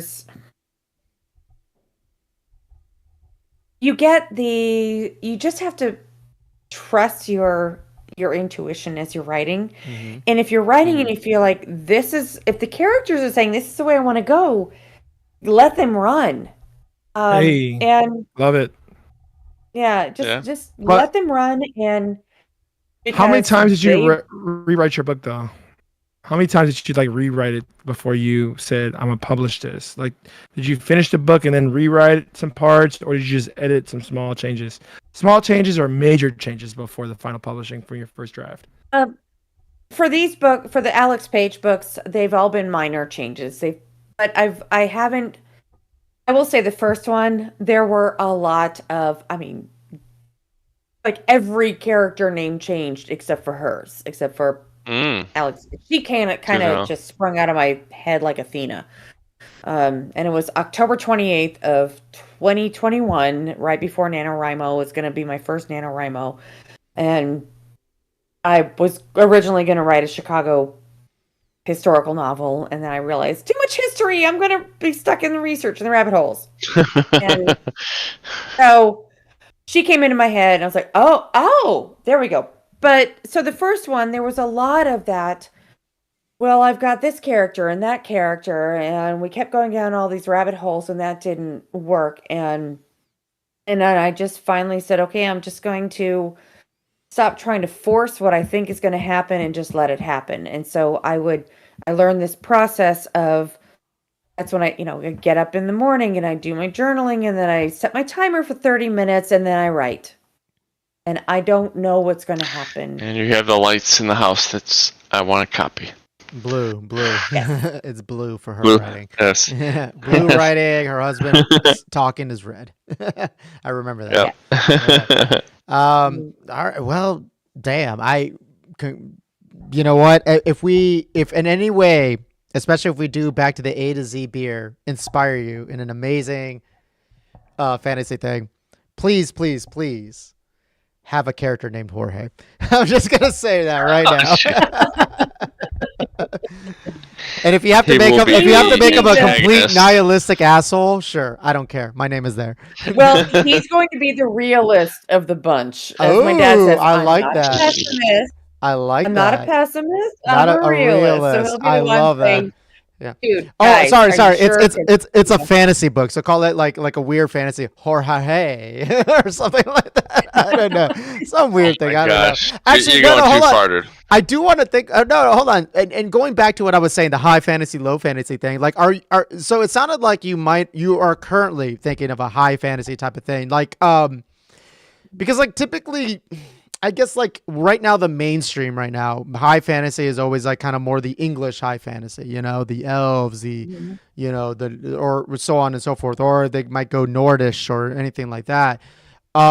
Is there, I guess, a specific region or culture that might inspire you for this current fantasy that you're thinking of right now? There is, but I don't want to reveal it. Okay, that's fine. Nice. We don't have choice. to then. All right, Choice. that's cool. By the way, she is Irish. I just want to let you know. She's Irish. Okay, that's spoiler alert. Yeah. and frankly, part of it is because it's still in the nascent stages. It's all Yeah. forming. It's like You want to give it up? So Yeah. Damn, if she I like don't straight up, wanna- Because I was like, you if can you say met, something today and it'll change tomorrow. So right. Like she like just talked to Jorge and she's like, well, we got to make it Incan now. He's Peruvian. We got to make it an Incan now. or he could just make you the person that is the enemy in the book. You never know. Dude, I'm fine, dude. I honestly here. Okay, and maybe I don't know, Teresa, if you would agree with me with this thing, but I always feel like for a lot of, not everything, but I would say for the most of what I see personally, I always feel like the villain is the most important character of every story. Because like if the villain is not good, then I think the story loses its stakes. It loses like really its impact if you don't have really a compelling villain, right? I agree with that. And I'm not saying like you gotta have somebody you're afraid of. Yeah, right. And it doesn't have to be like a villain that's like, has to be like have a two-side story and stuff like that. It could be like just a evil dude. It doesn't matter. But if you don't have like a really compelling villain, your story just kind of not so good. If you're doing that kind of duality thing sort of thing, right? This brings me to a very good Marvel show that was very underrated. Was with David Tennant as the villain in Jessica Jones. I forgot his character's name.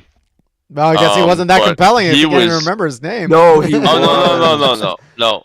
He was intensely but I don't remember fucking like wow. We were just like it made Jessica Jones like one of the best Marvel shows. And because Dave Tennant was like an amazing villain, like Kilgrave. It was oh yes, Graves, yes. And you're right, like the villain makes a good it makes a good show, it makes a good book. It makes here's because you have something to fight against, Right, and here's the other thing though. Not only that, I think the villain is also one that either the artist, whether it be the writer that is writing this villain, or even the actor, the person that's playing the villain, they have probably the most creativity a part of it. And I got a few examples here, right? One example, which is probably the funniest one that I've ever heard, is all the people that have to go work in Disney, like Disney World, Disneyland, and they have to like play either the princesses, the characters, or the villains. Yeah. Mm-hmm. And every one of those people that work that always have to play the villains, especially like the Wicked Witch and the Queen, I guess the Queen from Snow White and stuff like that. Every one of them says they always want to play the villain because they always have the they have to be the most sarcastic but the most creative, because like all the heroes all the heroes have to be like all fake. like fake and happy, but the villainesses are probably the best. Disney, those are your whitewashed Disney characters. And I mean, if you're going to, any good story has a complex protagonist and a complex antagonist. Okay. And neither one of them are perfect, and neither, there's no, absolutely perfect protagonist and absolutely evil antagonist. And if you've got that, then the story's over.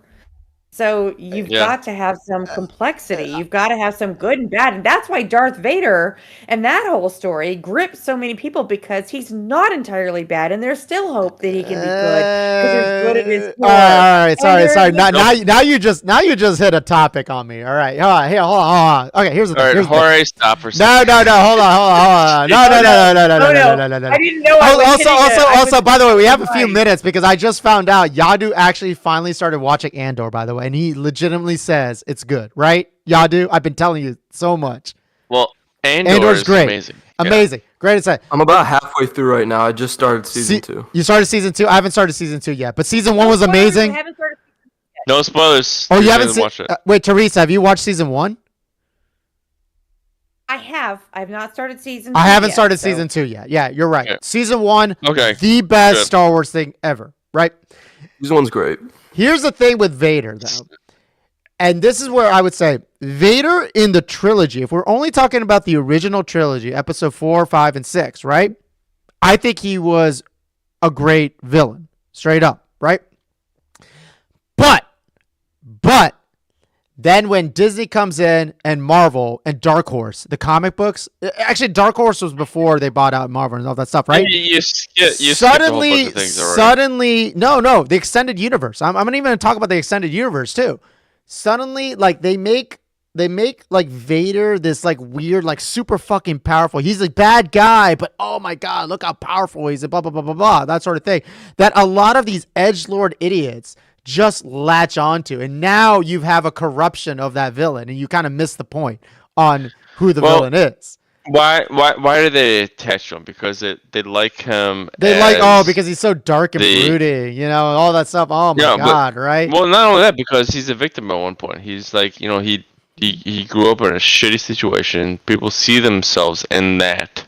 I absolutely 100% don't think they think that. No, I'm not even joking. Oh, They're no, not no, thinking- they, no, because I like if you guarantee they listen think to that. people like in the manosphere, like Star Wars theory, that asshole and all that stuff. I'm sorry, I'm getting into politics now. Fucking Okay? hate that guy. Yeah, I hate that guy. You know, Now I'm getting yeah. into politics. That's but from those my type of people, script. those type of All right, people basically like, let me- he's such a manly, like, villain. Oh my god, I want to be like him. Blah blah blah blah. That sort of thing. Now you missed the point. Right? I didn't mention that. You guys did. So I'm mentioning it talking right now. about, I'm like, mentioning it, but that's what I'm saying is that sometimes the villain itself, like, well, at least the original author's intent gets lost when, like, readers Yeah, or like people like- take it and then just like, make their own thing. What's even worse is that when you have like a huge extended universe and now you don't have control of other authors that are essentially like hired to write all these other stories about some of these characters that you originally wrote, and then they suddenly made them like Boba Fett, for example. Just let the dude is a bounty hunter. Why the hell are we doing this Yeah, book of he's a Boba minor Fett bullshit? character. I am sorry. Yeah, it I'm doesn't going matter. through a tangent.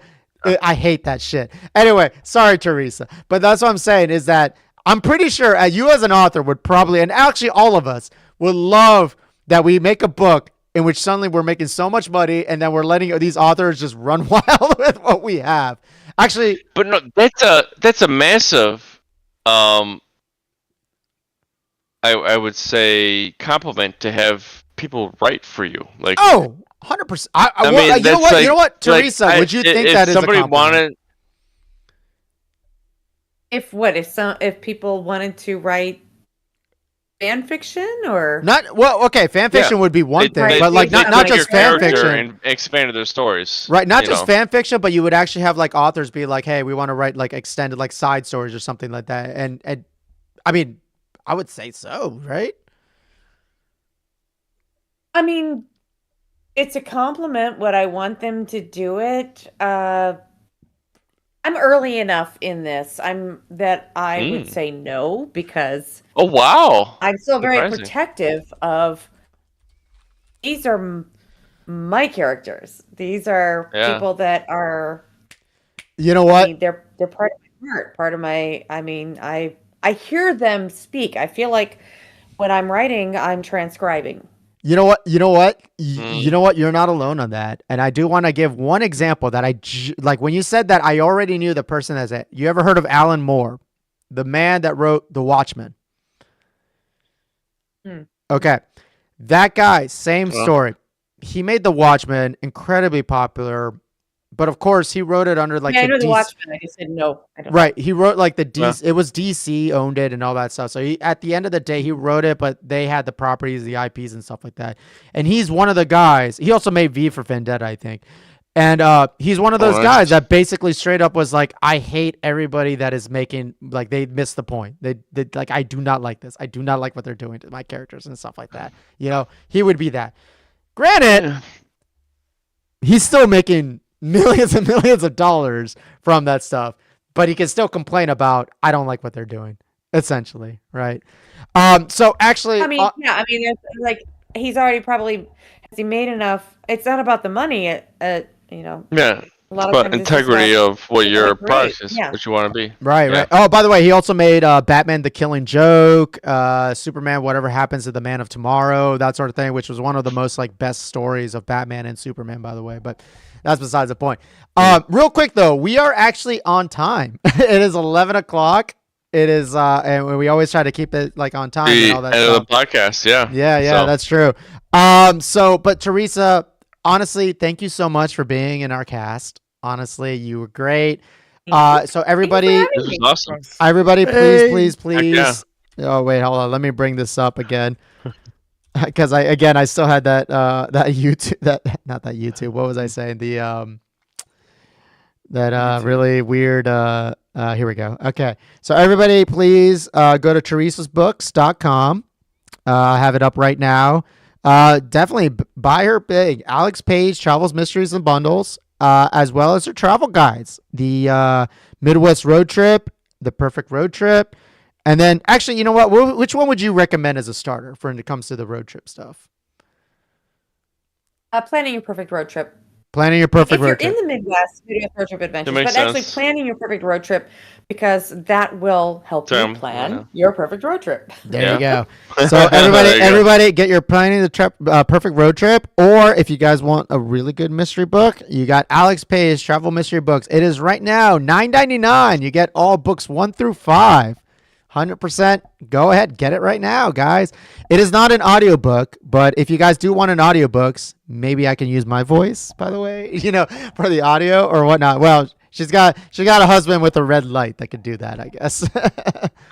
Now, our protagonist is a female, so I will be recording the audiobooks. Actually, and the My seventh protagonist book is a female too. in the series is coming out, Trouble on the Tracks.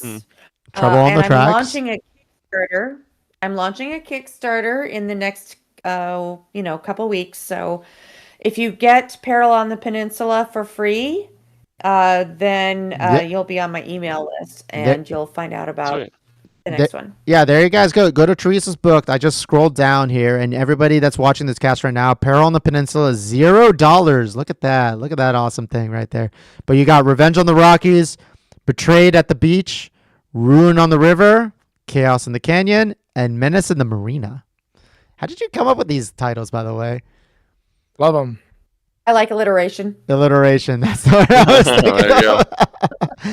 Anyway, guys, and this is all a part of the Alex Page Travel Mysteries, by the way. So you can get the whole set for $9.99, 1 through 5. Yeah. So, Teresa, once again, thank you so much for coming. You were a blast. Thanks for having me. Thank you for telling us about the A to Z beers. We gotta get this back going on for sure. We are gonna push on that so hard. We're gonna push that so hard. Because- we're gonna get all we're gonna get all We're gonna that make stuff. this happen. And we're getting all the young Yeah. people, like over here, Yadu's gonna help us out with the young people, right? All right. Yep. So on that note, though, thank you again, Teresa. And you know what, Yadu, I'm gonna let you have the final words because I haven't had you had the final words in a while. Yeah.